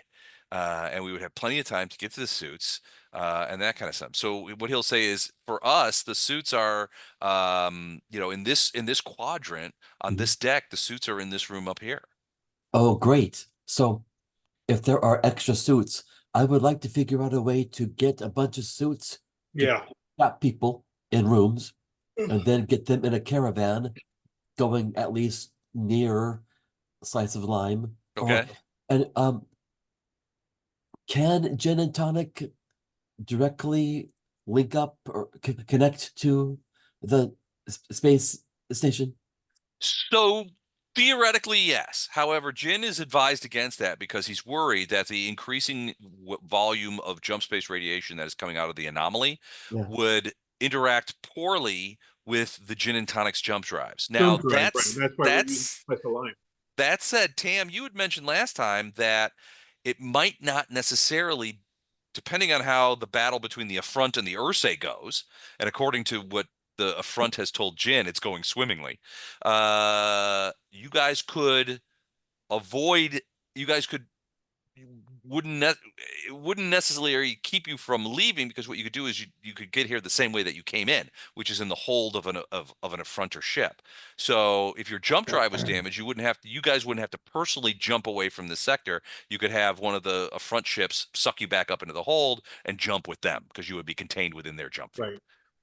So it's possible if you wanted to do that. Jin doesn't recommend it, but Jin said if we do incur damage to the jump drives due to this anomaly, it wouldn't necessarily mean we were stranded in space, provided that the affront wins the space battle.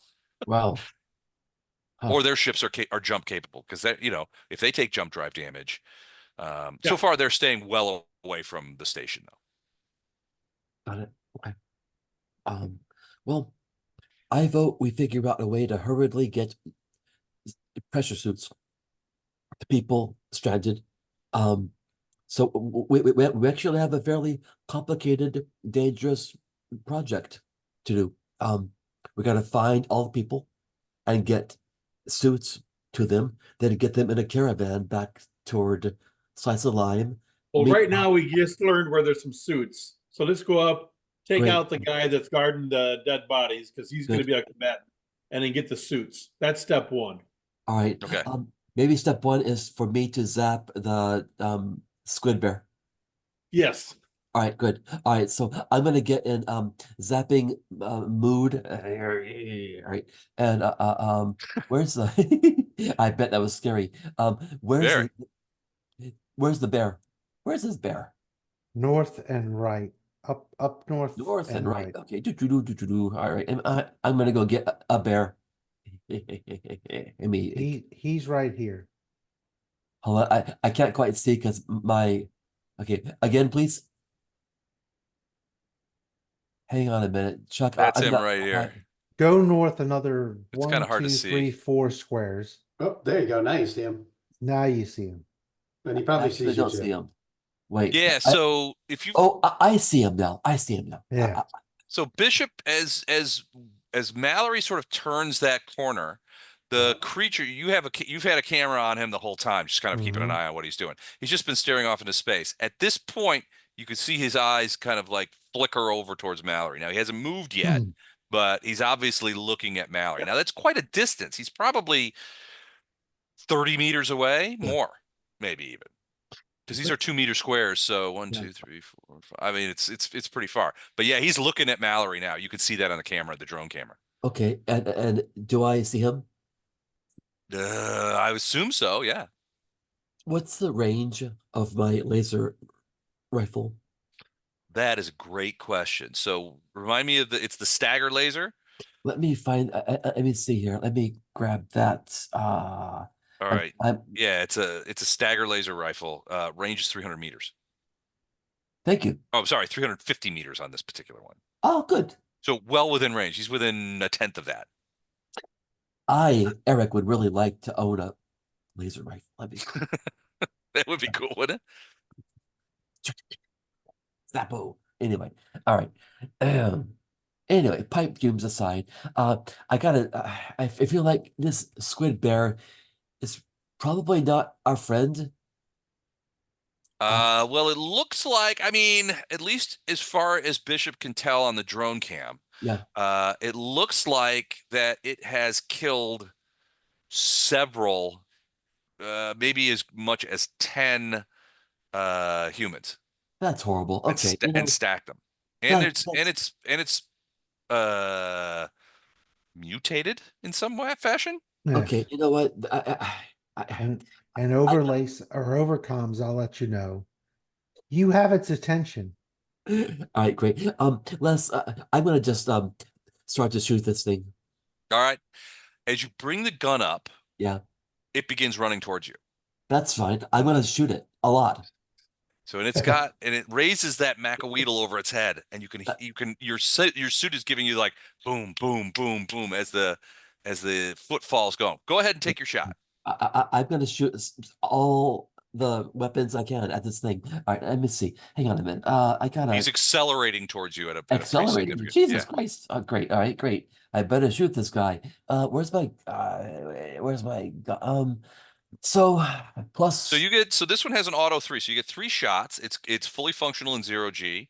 Luckily you have gravity here, so no problem there. And in this case, he's running towards you.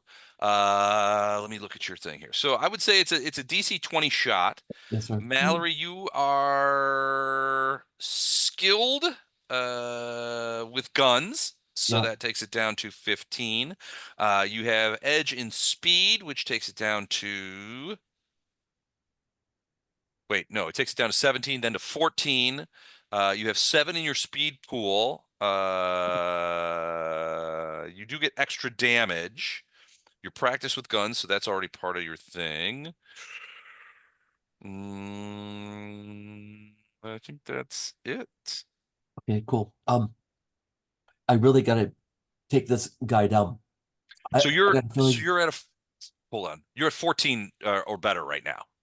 But Okay, you haven't burned any points yet. right. I got a feeling this guy is kind of a big bad, so I'm gonna really try to get him out of the way. Um, can I spend 2 speed points? Sure. So And 2 points will take it down another 5 to 9s or better for the shots. that's not enough. One more speed point. Okay. So your pool is down to 4. You're gonna need a rest pretty soon. I know. All right. So another speed point will bring it down to 7. 7? All right, Gonna be 6. The speed points are 3 for the first and then 2 for every successive one. Oh, gotcha. I see. Now, so I'm gonna spend 3 points to bring it down to 7, and Okay. I get 4 shots or 3? 3 shots. 3 shots. Okay. All right. 3 shots. Here we go. Here's the first shot. I'm rolling a D20. I roll a 10. That's a hit. I roll a 16, Another hit. and I roll a 10. All three shots pierce him. The first one gets him, frankly, amidships, right in the chest. But he still keeps coming. Although he seems to be staggering a little bit. You can see the hole in his suit is beginning to bubble off. Some sort of liquid is coming out of the hole and sort of flying away from him. He continues to move forward as the second shot takes him again in the abdomen, and this one time a little lower.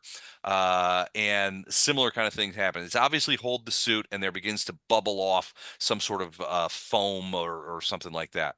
The third shot hits him in the face mask. It cracks the mask and peels back a huge portion of the thing. At this point, he stops, and he's about here when he stops. He staggers a little bit, and you can Fast. see the tentacles kind of like Uh-oh. in the thing. He sort of falls to his knees, Mhm. and his eyes have gone completely red, and he falls face forward onto the ground.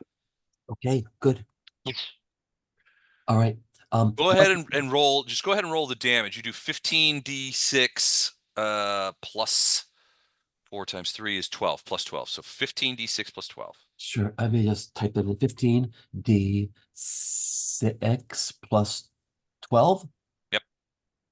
12, and I roll 76 points. Okay. So yeah, so it takes yeah, those three shots basically not only perforated his suit significantly, but sheared off. I mean, you've got him in you've done some significant internal damage that even without the exposure to vacuum probably would have killed him, especially the headshot. In this case, you're just surprised. He kept going yeah. until the vacuum, but the combination of the vacuum and the shots, he sort of succumbed to you, and he sort of fell face forward. His maca wheel goes clattering across the deck Huh. towards you, and it lands about halfway between you and him. This very ornate, what looks to be wooden sword with what look to be obsidian or some sort of black stone chips in it. It's very ornate and very highly engraved. And Interesting. you remember from the Ursae that you dealt with that they carry that Ursaes typically will carry, especially high-ranking Ursaes will carry these macaweedles, these swords, these wooden. They essentially look like big wooden paddles, and around the edges of them are embedded either stones or metal or something like that that are sharpened. So it's not a sword per se. It's more a club with embedded shit in it, and the high-ranking Ursae will carry these. I'm gonna grab that thing. Okay, it's Um, heavy. I mean, you can easily carry it in your suit, but it's you could feel the weight of it. that's cool. Thank you. And They're the stones in it, and these do look like stone or some sort of organic material. Not organic material, but inorganic material. It's not metal though. They look like stones, and they do have a fair amount of dried, looks like freeze-dried blood, nestled in the cracks and stuff like that. okay, later I will ask Dr. Wagner to detect magic. Never mind. Okay. Anyway, Are we using Pathfinder rules? anyway, so cool, and over lace, I'm gonna report to my colleagues that one bear is down. It had a squid thing on its face, and even after I shot it, it tried to keep coming after me. I got a feeling it's the squid thing that wants to come after me. I kind of want to go over there and kind of roast the squid thing extra more. Okay. I don't know. What's this? Is there a separate squid thing trying to crawl out from the bear? No, it looks he's not moving. He looks dead. It's not. It doesn't look like it may have been a parasite. Although you'd have to do something akin to a post-mortem or some sort of an autopsy, I which understand. Dr. Wagner, I'm sure, would be happy to do. But you're not really in a position to do it right here. Gotcha. You know, I mean, you could cut him up a little bit. He's not in a suit anymore, Doc. yeah. This is okay. All right. All right. Um, I'm not gonna touch this bear. I'm gonna step around the dead bear. What's down here? Let me see. Well, the door behind which we know The that there's bodies. suits Oh, right.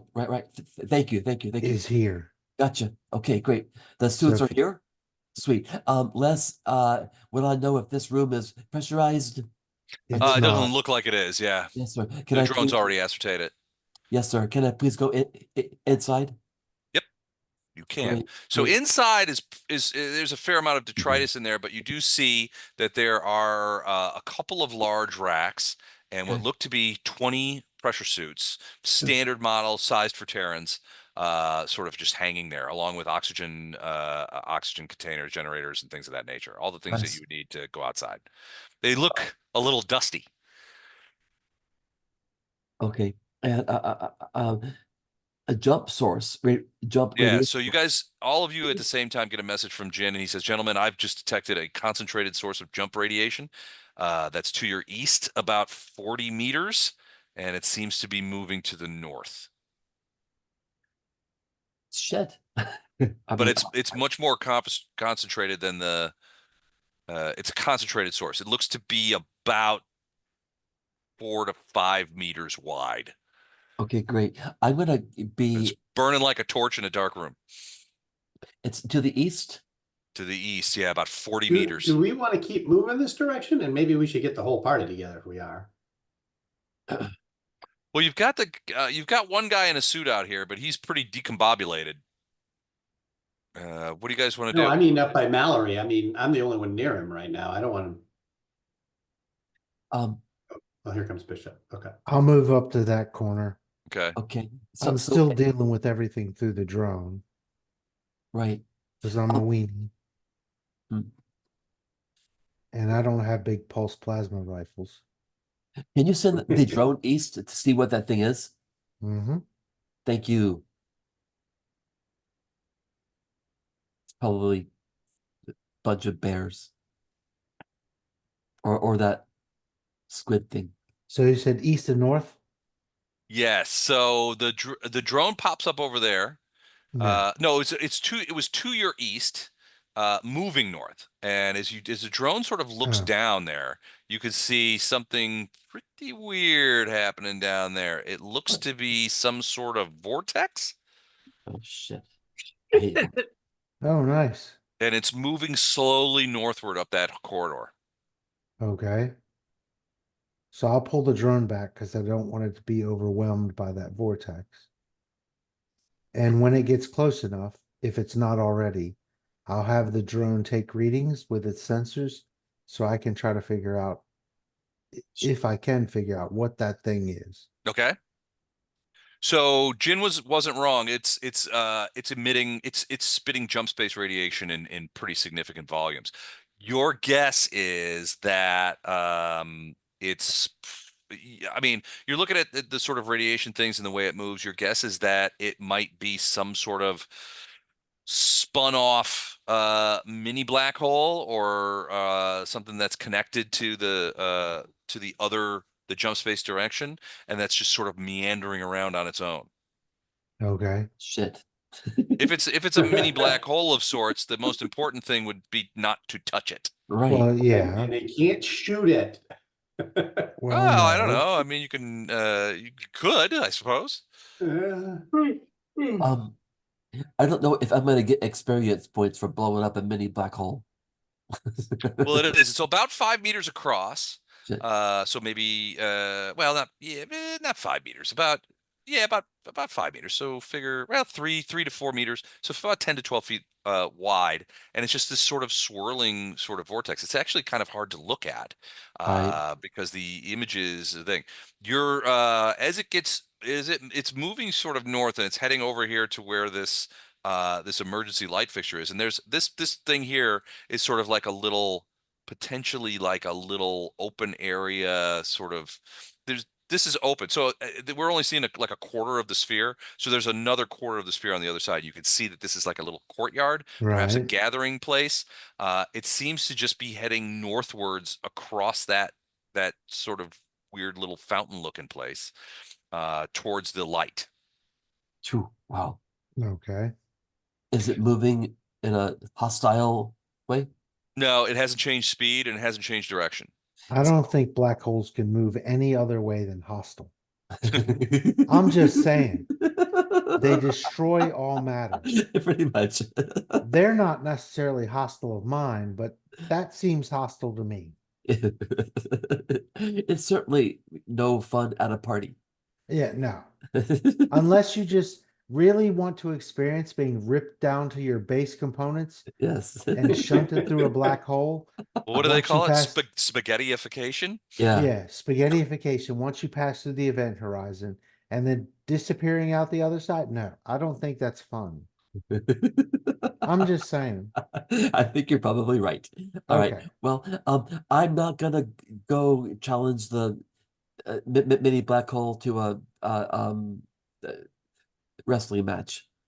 So it hits that emergency lighting Uh-huh. and just you actually can see sort of the light.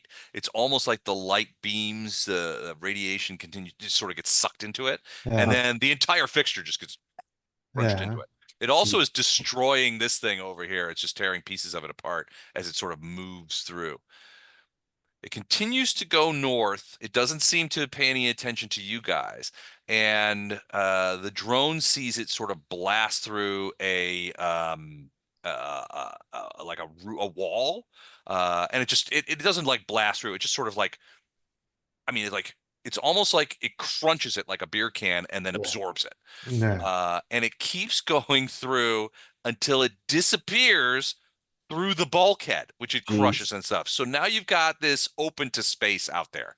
So Wow. up over here, the drone is basically like, we've got essentially open space up there. So Shit. that door is now behind it is now a breach. Well, Right. wait a minute. If it went through the door, did it breach everything? No, It's it just went straight to the north. So yeah, it breached all this wall. So this wall is basically gone. And the door is gone, and a lot of this material is destroyed. And then there's a big hole, and I can't really do it on Yeah. the map because of the stuff. But essentially, what I'm going to do is you see the red area, the red box that I put there. No, you can't really see it. Oh, I don't see anything. Well, hold on. Let's move the drone around a bit. So if you go over here, you see where that red box is. Yeah. That's where the mini black hole exited the station. Okay. So So one that's assumes just that it is out in space right now, moving away from the station because that's the direction it was. and that's just a breach now. Yeah, it's just a Yeah. hole in the bulkhead where you can literally see stars. Okay. You Well, know, okay. I'm gonna move. I had the drone here to take sensor readings behind this door Hmm. Yeah, to there's look nothing in there. Just atmosphere or any of the rest. no, nothing. Okay. So we can't go north anymore. Okay. Then Well, let's head back south. that may not be true. You can go east. Yeah, you know, Hold that thought. I'll be right back. Well, we're in spacesuits, so there's a hole in the station. yeah, Gravity will be affected somehow, but that doesn't mean we can't. If it's a small hole, doesn't mean we can't jump through it. The black hole's gone. right. Uh, Anyway, I'm having a couple of random thoughts. I wonder if it's possible. I mean, how big is the gin and tonic? Could we make the hole larger and bring Jen in here and herd or convoy caravan all the scientists and spacesuits right onto Jen? well, the problem with bringing the gin and tonic closer to the station Oh, is right. the amount of jump space That's energy that it's dealing with or it's throwing off could damage the jump drives, You're right. which You're right. which may or may not be important because if we That can hit wandering little black hole might move towards Jin also. exactly, but Okay. if we can get if we can hitch a ride with our pals if they win the fight, Sure. then the Jin having a functioning jump drive is not as important. But Yeah. if we can't, if they lose or if they get theirs damaged as well, I we need right. we need to maintain Jin's jump drive. So bringing Gotcha. the ship closer is not a good idea. And Jin Gotcha. has already said it not recommended.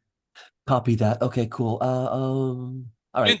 Jin suspects that the jump drives will be damaged. I mean, not irreparably, but if you need to, I think Jim is worried that you guys may need to make a quick escape. Right. I guess maybe it's a bad idea to bring a jump drive near a black hole. I don't know. Um, all right, or bring anything near a black hole. All right, cool. All right, interesting. Phew. Huh. Um, I'm gonna bring the drone down to this pile of bodies and take sensor readings. why would the bear? Why would the bear and or squid thing want to kill all the scientists? Jump radiation left the station. Okay. Yeah, That the that jump was my radiation question, is why would source he want to just guard them? well, I don't Right. know. Yeah. So he's looking at those bodies. Essentially, what he does is he's detected 11 Terrans, no life signs. Some of them are have suffered what are obviously effects of explosive decompression. Some of them have suffered the effects of being struck with a sharp object. Right. And you could see certain elements of their, a cloven skull, that kind of stuff. There's a lot of blood which is rapidly freeze drying in the depressurized area in the chill. So, but yeah, there's no life signs in any of there. Is there anything specific you want the drone to see if you can find out? Yeah, I have video, right? Mm-hmm. Do I recognize any of the bodies? No, you don't. I mean, you don't recognize any of them. They're all Terrans, though. Yeah, okay. I mean, who are you looking for? Do Somebody you specific? understand what I'm asking? I'm Um. asking if I see my mother. Oh no, you do not. Okay. Ah, So then I'm going to send the drone back to this door as a marker for there is a live Terran life sign behind this door in a vac suit. great. All So right. you should be able to collect them without any difficulty, unless they're a Terran with tentacles. Then Gotcha. that's a problem. Well, okay. I'm gonna bring a spacesuit over here. Well, they Okay. have us. That's what I'm saying. Oh, They're right, in right, a right. Oh, spacesuit. they're in a space. Of course. Thank you. Thank you. Thank you. All right. Gotcha. Um, great. Watson. All right. You want to pop that open? Yes, sir. All right. Let's go say hi. Okay. You open the door and unlike the last time, there's no mist or anything like that. This was depressurized on this other side. However, the door sort of opens up and you can see like in the back corner, hidden behind some material is what looks to be a person in a suit crouching down. Mallory, you step in and the drone is behind, and there's a moment, and then finally this I suits the wave. guy in the suit steps up and walks forward. And a lot of these suits have sort of low wattage sort of interpersonal Yeah. communication, essentially radio, Yeah. that it can do. And he's like, I'll tell you what, I am glad you hear a male voice basically say, I am glad to see you. Uh, Tell me you're here to get us off of this thing. That We're, this is some sort of rescue. Finally figured out what these guys were doing. we're gonna get you out of here. Oh, Uh, thank the and Lord. and I actually want to hear your viewpoint about what these people and bears and Ursae were doing here. But later on, now's not the time. Um, uh, do you have any um, idea where your comrades might be? This is so he'll say, "Look, my name is Isaac, um, Isaac Asmara. I'm a theoretical mathematician. I was kidnapped. Um, I was kidnapped about 11 months ago Ooh, uh, uh, from Ember by Terran agents of the Ursae, and I am damn glad that you guys are here. I've been having to work for these guys for the last 11 months, trying to puzzle out how to mimic. I don't know. What do you know about theoretical mathematicians? But I've been working on the mathematical underpinnings between creating permanent portals between real space and jump space. He said, he says, you're on, I don't know. And he kind of looks at you and he sees the stagger. He's like, military, Terran military. We are, I'm ex-Terran military, I think we all are. and Nope. Most of it. many of us are. Nope. And Bishop's like, wrong, butt face. So basically, you get the impression as he's sort of saying this that he assumes you guys are some sort of Terran military sort of rescue mission. He's like, look, and he's trying to explain. He goes, you probably know this is one of the sort of quarter decks where a thing. He goes, most of these places around here would either have people living in them or services, kitchens, showers, that kind of stuff. He goes, I was over here. One of my duties, in addition to theoretical math, was um, I was checking suits for holes, and I part of it is I have to pressurize at least one of them every time I check, and I just happened to be in a suit when whatever happened. I'm assuming based on the condition of the ship as I've seen it, that we hit something large or something happened with the experiment. Something very bad must have happened with the experiments. It's got to be one of those two. What happened? I don't know what happened. What, well, I, I how did you know to mount a rescue mission? I think it was a bunch of cats and dogs living together. you know, it That's was the worst. definitely that. It You was know, anarchy. we just happened to stop by. So Well, We he were in started. the neighborhood. So This this is why you guy. don't let the talking left over to amateurs here. So this is that Uh, guy, this theoretical mathematician who gives every indication of being a fairly serious dude. He basically thought you guys were a Terran military operation, like a Yeah. SWAT team or SEAL Team 6 or something like that. That you were coming on to rescue them. And he's like, I assumed that whatever happened to the ship was something that I don't know, you guys did. Did you hit Oh him with some no. sort of kinetic projectile or something like that? Some sort of Um, huge beam laser? we did not do that. I don't know what hit this ship. I actually thought something scientists were doing with the experiments caused a gigantic explosion, um, or some sort of When you say that, he yeah. gets a incredibly fearful look on his face. He's like, "Oh no.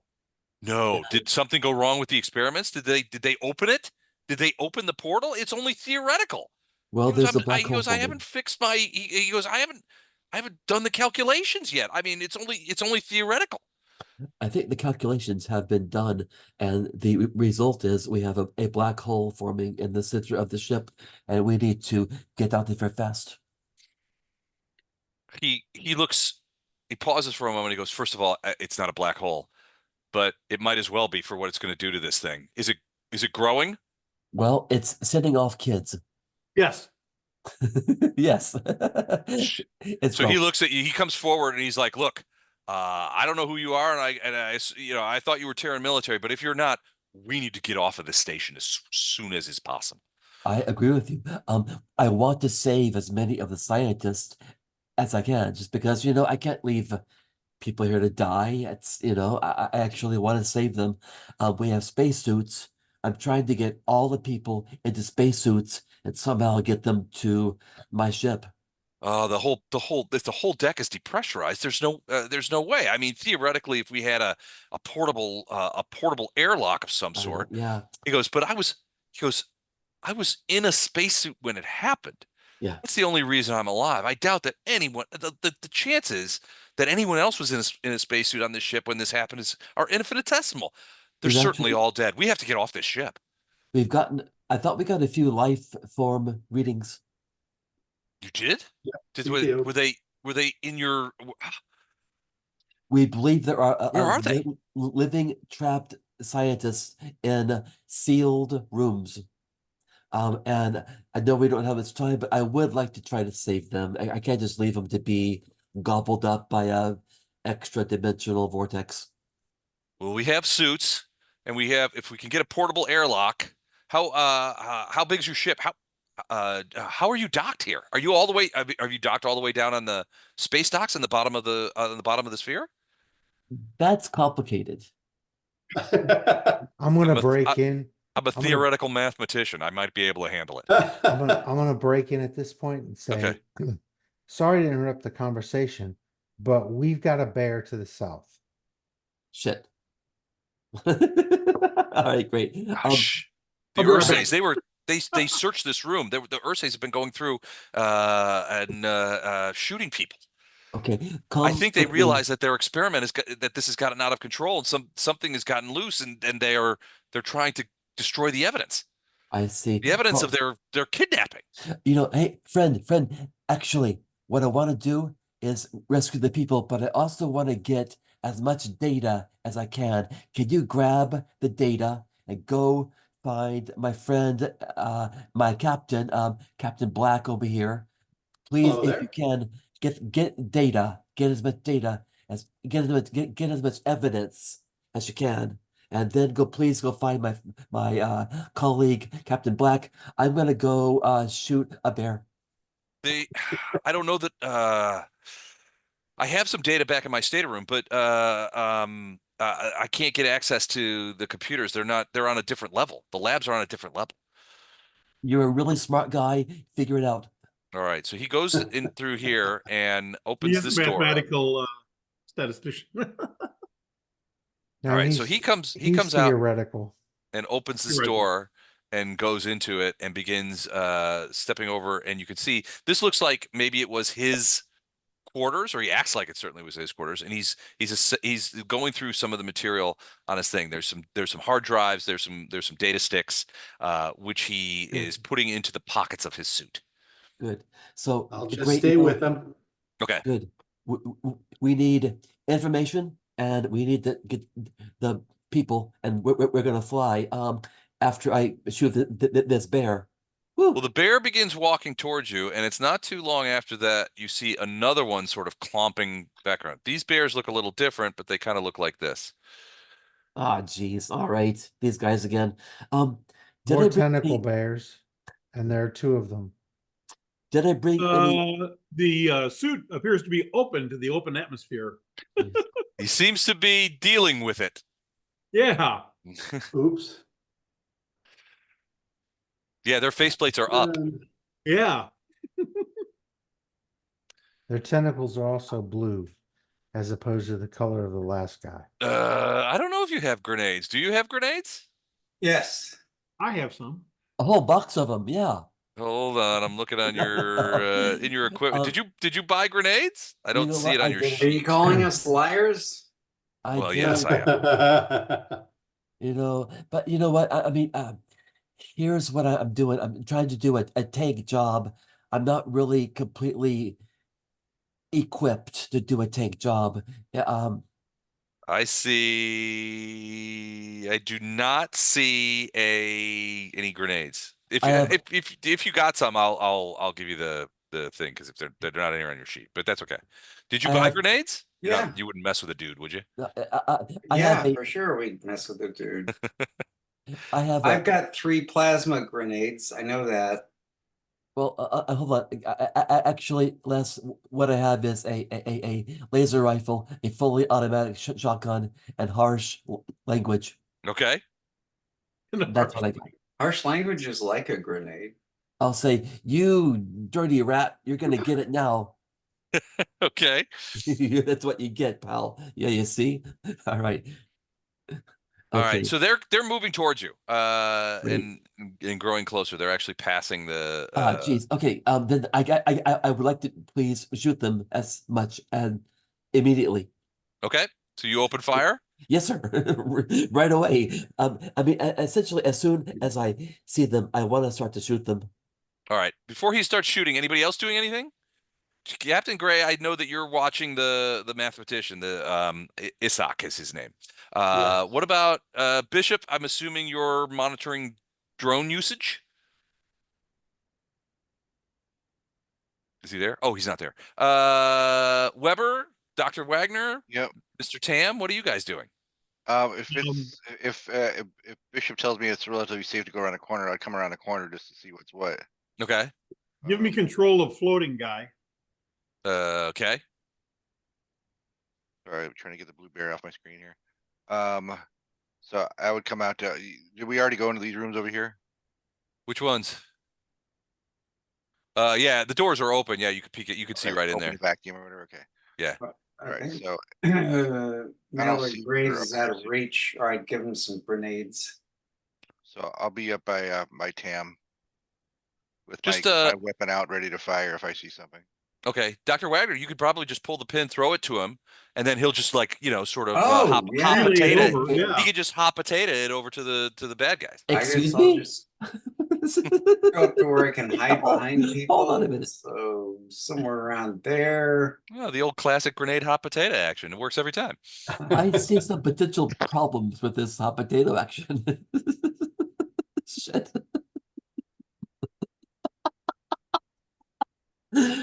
Oh my gosh. Okay, so all right, so you guys are all in there. Mallory, take your first shot. You will get the jump on them, but they're awfully close. They've moved quicker than the other one. Okay, okay, sure. I guess, what am I gonna do here though? Because Actually, tell you what, let's all do initiative real quick, just to keep things Uh-oh. honorable. okay. What is And initiative in this game? D20, which you can add if you want to burn speed points. You can add 3 2 2s to speed. If you have, you can add 3 for every speed point. Whoa! Look at this! Whoa! Look at this! Oh Hey, shit. hold on, I Whoa. went in on that. Wow. Oh, boo! Ooh. Now you can Bank burn error in my points save. to add to that too. Boo. Now So, I've got Boo. edge, oof, and edge adds Boo. 3. it adds 3. Oh, I only added 1 for Edge, so add 2 more to mine. I'm up to 7 now. Woohoo! Oh, I only rolled a 19. Jeez Louise, look at those rolls. Those are some sweet rolls. All right. Sweet rolls, cinnamon rolls. Hold on, Dr. Wag. What'd you get? You got a nat 20, right? Yep. Yes, I All did. right. And then Weber Jix, did you burn any speed? Or you I want to burned go with the nothing. nat I went on that trail. taken on the nat Twonzo? Very nice. Captain Black burned, so he adds 2 more, so that's a 7. Yep, Correct? All right, correct. hold on. Where is the captain? Captain, where the hell are you? Oh, there you are. Okay, let's move that down here. So that's a 7 for the captain. Mallory rolled a 6. Did you burn any speed points, Mallory? No, because You, I don't have much speed you don't points left have. to burn. You may need them. You may need them for your guns. I'm gonna need to spend speed points targeting bears. Okay, and then who am I missing? Weber, Captain, Bishop. What'd you roll? Bishop Hawk. Is he back yet? I don't think he's back yet. Chuck, you back yet? All right, Chuck's we'll gonna come back on screen with tentacles hanging off his face. And Tam, I haven't got Tam on there. What Tam, what did you get? Sam got a 22. 22-age. Okay. All right, let's go ahead, add a thingamabob so we can keep track of the rounds. Add that, round 1, good to go. Sort, yes, excellent.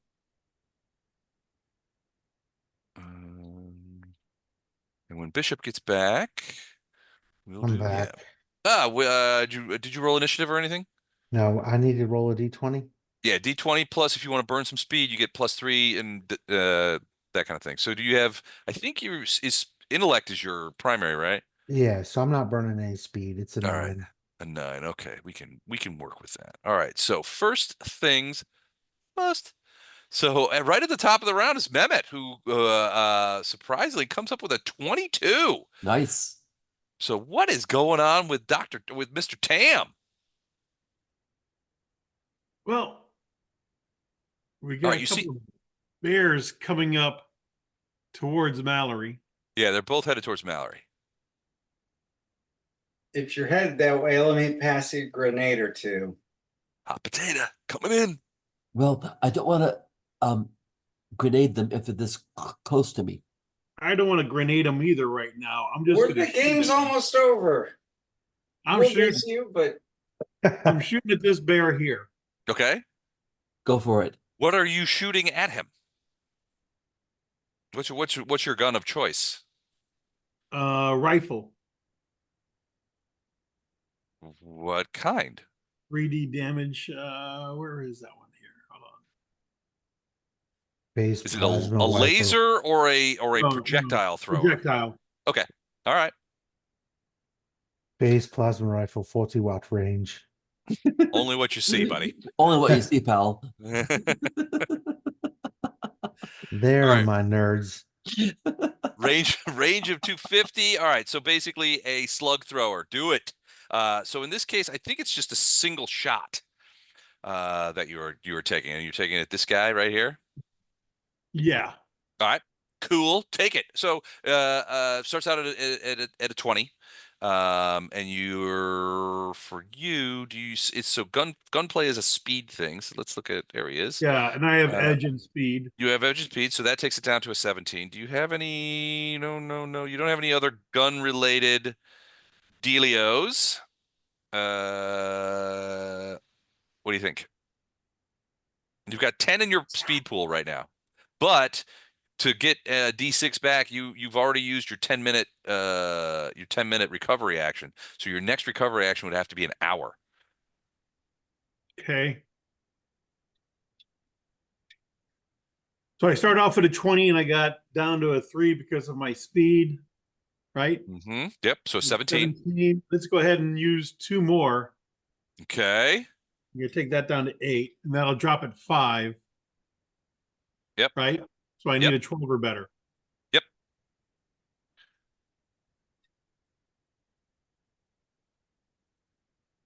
Ooh, there it is. A hit. All right. 3d6 damage. Well done. 3d6. Nice. Nice shot. Oh, 6 points of damage. All right. okay. That's great. Oops. Every bit helps. Every bit helps, but man, that sucked. It's okay. Well, I mean, it was a shot, okay. right? So it took. Yeah. It actually did quite a bit better than you thought it did. These things don't seem to be very rough and tumble, unless they're on top of you. So who knows what happens next? I So, mean, all right, Tam, do you want to move at all? I'm assuming you're cycling another round from the mag. and that was a great shot. That was a pretty good shot. I mean, the difficulties are pretty tense because basically worst possible shooting conditions that you can imagine. We're in a depressurized station with a black hole in the middle of it with that kind of stuff. So, all right. So Weber and Dr. Wagner, you guys both have the same one. You guys can decide of the two of you which who you wants to go first. Do you mind if I go first, Dr. no, Wagner? please. What's the distance on my kind of pistol? I have like the So is it a body pistol or is yeah, I think it's more a of high-end body pistol. No, it's the maze, whatever the mazer, or whatever. I don't have my character sheet open. I'm sorry. It's a mazer pistol? No, I'm sure I have it wrong. Is it a laser pistol? Yes, it's the one that does 3d6. That's what I remember. Okay, 3d6 plus 3 in this case. Yeah, so the range on it is about 30 meters, which Okay. I think you've got. Hold on, let me see if this will even. Otherwise, I'd move up just a tiny bit to close the range on this. Yeah, bear. no, he's in range. Okay. You're at 22 meters there. All right, so I will take my shot. Let's go get more than one shot or just a one shot? Just the one. Okay. So, sorry, I'm on Zoom here. Let me run over to 20. All right, and can I add some? What can I add to? I can add my intellect where can I add to it to bring up my So shot? speed is the primary. Yeah. So let me bring it up 2 points of speed. Okay, so that would be for you. It's a 20 still. So and your is speed isn't your primary, is it? No, it's intellect. It's intellect. All right. So your edge is in intellect. So if you burn 2 pool points of speed, Mhm. that will take it down to 15. DC 15 or whatever. Mm-hmm. 15. Geez, so maybe I'll go 3. Ooh, that's going to take you down to 13, but you're down to 4 pool. Now you will recover D6 of that in 10 minutes. All right, I think it's an important shot to get one of these guys off Mallory, so I'm gonna take my shot. Okay. Ooh, that is a miss. Sorry, Mallory.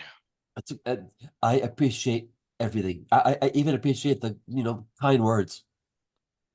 All right, give him hell. All right, He's up Weber, you there going to at move the- anywhere or anything like that? Yeah, I'm gonna bravely move into maybe 10 more feet to close the distance a little bit, but not too close that I can be rushed by a undead bear. Okay. No, they both seem to be heading towards Mallory. Great. Dr. Wagner, you're up. Why me? Ay. You're the What good did I do? you're the closest guy and you've got a gun. Oh, all right. Damn it. So They do seem to they're not like charging you. They do seem to be walking kind of monotonally. Zombie bears. I have a personal defense laser and also a freeze gun. Okay, which one do you want to use? What's the range? So the 30 meters on the personal defense laser. On the cryo. Hold on, I gotta get to it. Cryo range is close range, only 10 meters, so you'd have to run up there and blast them with the cryo rifle. I But see. you can you could freeze them in place, essentially. Yeah, In addition to the there's damage. two wormy bears. It make things dicey. So you can move up to 6 squares, and I think that will put you. So let me take a look here. 10 meters from the front one would be about. Okay, so yeah, that's about here. It'll be tight. I think you can do it though. If you get to like right next to where Weber is, that should get you close enough to shoot All him with right, the how many cryo. more games do you think we have left? It depends on what you guys do. If you come up with a way to get these things off of here. All right, so you're gonna get to there, and you are going to fire the cryo.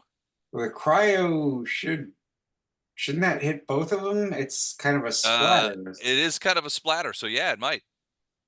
All right. I'm gonna roll the dice and move my mice. All right, so in this case, your primary is intellect. So, but you do have a full pool of speed of 9 points. Oh, if So my intellect was that great, I wouldn't be doing this move. perfect. So in this case, you get a shot. It starts out. In this case, you're closer. So it'll be an 18, and you've got some pool. So if you burn 2 of your 9, taking you down to 7, that'll bring you to 13.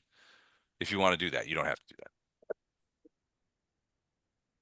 Yeah, I'll be even lucky to roll a 13. Where I stand on my laser. Okay. So if you take it down to 13, then you have for every another pool point that you burn, you will get another 2 points off. So the next pool point, which will take you down to 6, will take you down to 11, then 9, then 7. All right. Well, what about laser? What's my effectiveness there? It would be the same. Really? Yeah. But with the freeze ray, I've got a chance of hitting both. Yeah, if you hit both of them, not only will they both take damage, but they will be frozen in place. It will actually Okay. the cryogenic liquid explodes around them, drips downward. The gravity's still working after all, and it will coalesce. So it will stick them to where What they'll do I be. have to spend?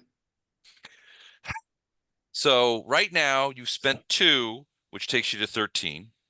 Another one will take you to 11. 2 more will take you to 9. 3 more will take you to 7.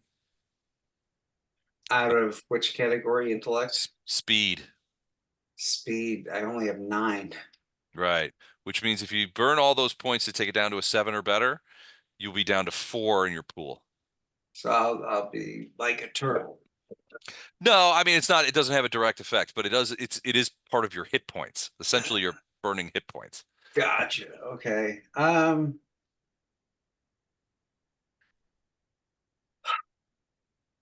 What do you think, peanut gallery? I Take I'm saving one. your Split the ass. difference. Yeah. Take your shot. take a shot. Can't hurt.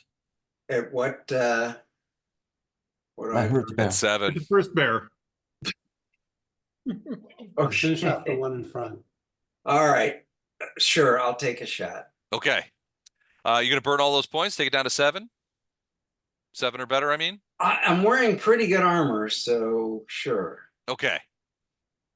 Excellent. All right. 7 or better on the D20. Let's see that hit. And it's 10. That's what I was afraid of. That's okay. Unbelievable. All right, so it splashes over that and misses, sadly. Nice But shot anyway. so they keep coming. No. All I right. have grenades, Mallory. You just need to come over and get them. Hot potato. Well, Mallory is now busy because this guy has stepped up and strikes at Mallory with his Macoweedle. He raises it up, and you can see his sort of zombified face. This guy right here just sort of Oh, steps geez. up. It looks mutated. Something has affected him. You need Wow. to Eyes shave. glow horribly as he brings it down, Uh-oh. which for him will be a strength roll. Oh boy. So he's gonna burn. Well, no, he's not really gonna burn. Well, maybe he is. Let's see. Okay, yes, he will do that. So here's my roll. And he missed. The Macoweedle comes down and it glances off your armored carapace. And the creature is sort of off balance. He sort of sticks back up and begins rearing back for another strike. Bishop Hawk. What are the weapon systems on the drone? Very minimal. It's basically an electrical sort of get along probe and a single canister of what would be soporific gas, essentially a sort of a sleep gas kind of thing. Well, it has a taser, right? Yeah. Okay. So what's the DC to hit with the taser? Okay. DC right there getting at that guy. So it's going to be relatively easy. The creature is not paying attention to the drone, so he's not defending against the drone. Right. So the DC would largely be 12 at this point. Now, in this case, for you, your skill at using repairing, or I'm sorry, machines using repairing, that would be, you're trained in that. So you would get, that would take that 12 down to a 9. Okay. And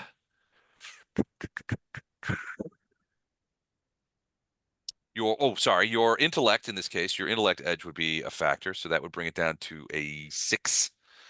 And then if you wanted to burn some intellect points, you could do that. I don't have any. So Oh well, yeah, you're down to 1, aren't you? I have one. So at this point it would be a 6. Mm-hmm. So I'm gonna try to discharge the taser at this bear in the back. Okay. Nice. Okay. Yeah. The arm sort of switches out, and you could see on the readouts the security bot is going, you must stop doing what you're doing. You know, it's rotating into programming like it would Right. normally use on a renegade of some sort. Yep. And it just sort of flips the taser out and zaps them.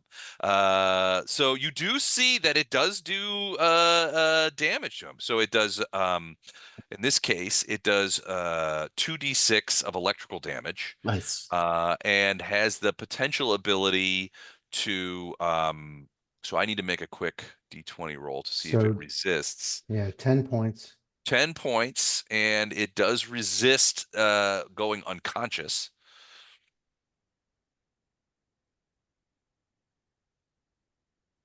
Going unconscious, I thought it was full on dead. Undead. Well, you're not sure if it's dead or not. It's certainly what you guess is that somehow proximity to the radiation has either caused these creatures to mutate or has caused these creatures to suddenly have travelers. Like these jump space creatures are now inhabiting Got it. and altering the bodies of these Ursae who were caught too close to the rift. I Wow. was thinking maybe it was like a So- cordyceps thing where they're just Yeah. they're riding. No, they're not zombies, but something about proximity to the rift has caused them to either be taken over like a parasitic function or somehow melded with creatures from jump space.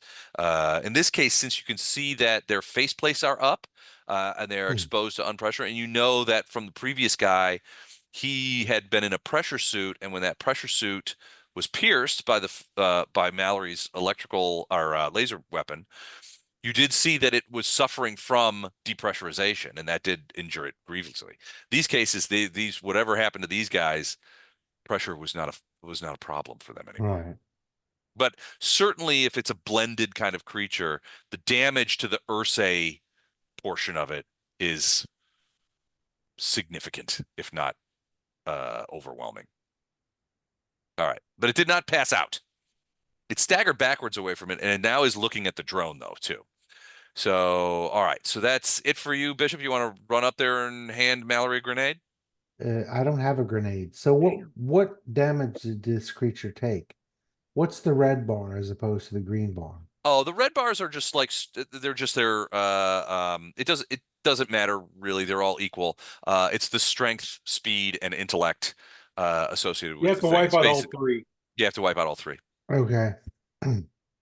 Captain Gray, you're in there, and the guy turns around as he's piling up some of this stuff and says to you on the local shortwave, is somebody shooting? What's going on?"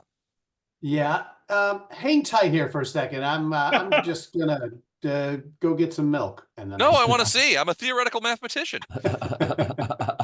Well, theorize your ass sitting still. So I step out, and I'm gonna take a shot at the guy that isn't in hand-to-hand combat with Mallory. 'Cause I Okay. don't want to hit him. All right. What gun are you I- using? I got the same gun Mallory has. You have a laser the stagger rifle. Stagger rifle, yeah. Nice. Okay, 3 shot. Get him. At And this it's- distance, you're looking at 15s. Oh wait, Wagner, what did I have for you? Was it 15 or 18? It was 18 for you, wasn't it? So at this distance, probably 16. It's Let's say 15. I 15. need to take it down to a 14 or whatever, 13, whatever. Yes, and you're shooting at this guy here. Yeah. Okay. So 15s. Let me see. What do you have? Do you have gun stuff? I have gun stuff. I've got most of it kicks in if I hit with the first shot, then the second and third shot get easier. Oh, gotcha. and do Okay, more because of the damage. machine interface. Yeah. Okay, gotcha. All right, cool. I've got edge on speed, so speed is my main thing, right? All right, correct. So 15 goes down to 12, and then you've got a fair amount of pool because you've Right. missed the last couple of times. So you, So you let's got, you say got I'm gonna points to spend- burn. Let's say I'm going to spend 3 of my pool. Okay, so that will take it down another 7 points. So we had, so that's 10 total on a 15. You need 5 or better on each shot, Okay. Nice. and your pool volume right now is 11. Okay. First shot. Hit. So now the second shot,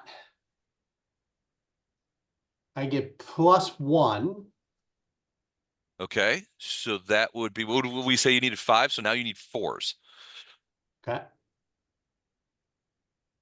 And do those stack with each increasing No, shot? no, it Okay. won't stack. All right. So the 10 is a hit, and then you need another 4 for the third shot. 3 hits. All right. So in this case, you don't have a damage adjustment that I can see.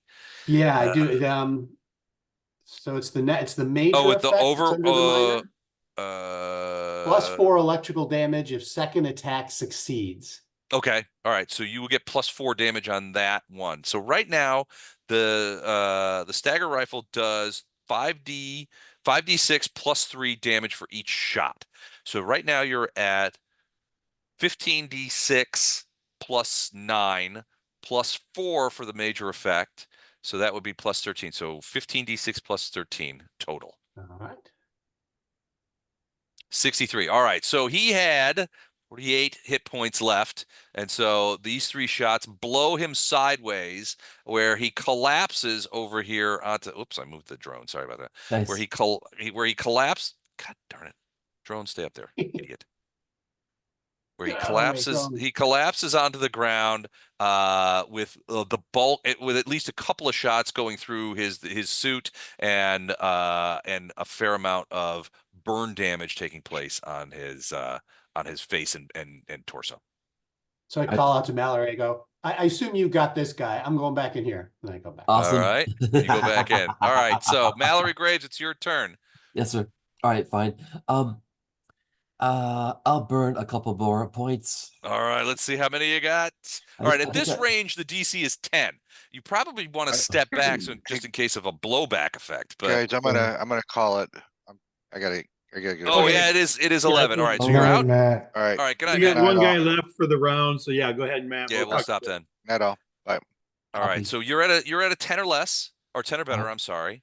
You're Um, using and you've got 4 in your speed. Oh, well, you 1 edge that brings it down to a 7. Yeah. And then you got 4 points in your pool. well, what's his rifle skill?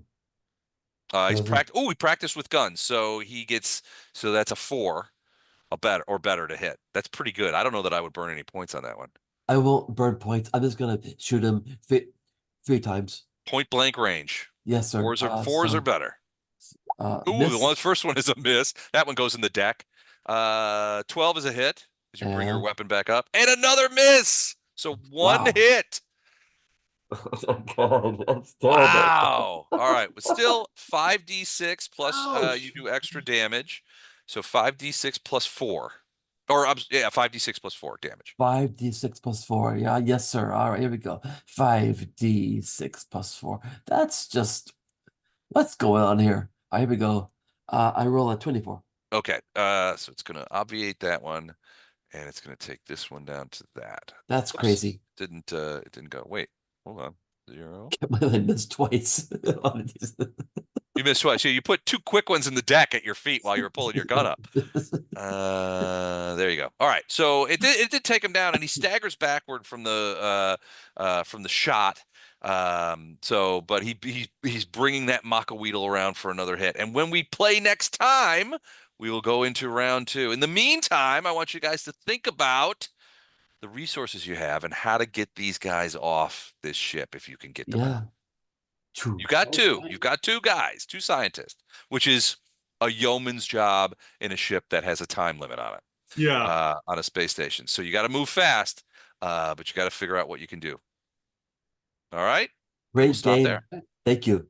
Okay. Thank See you. you guys. And That was great. All right. Good night. see you guys soon. All Take care, right, everyone. guys. Good night. Later. Take care.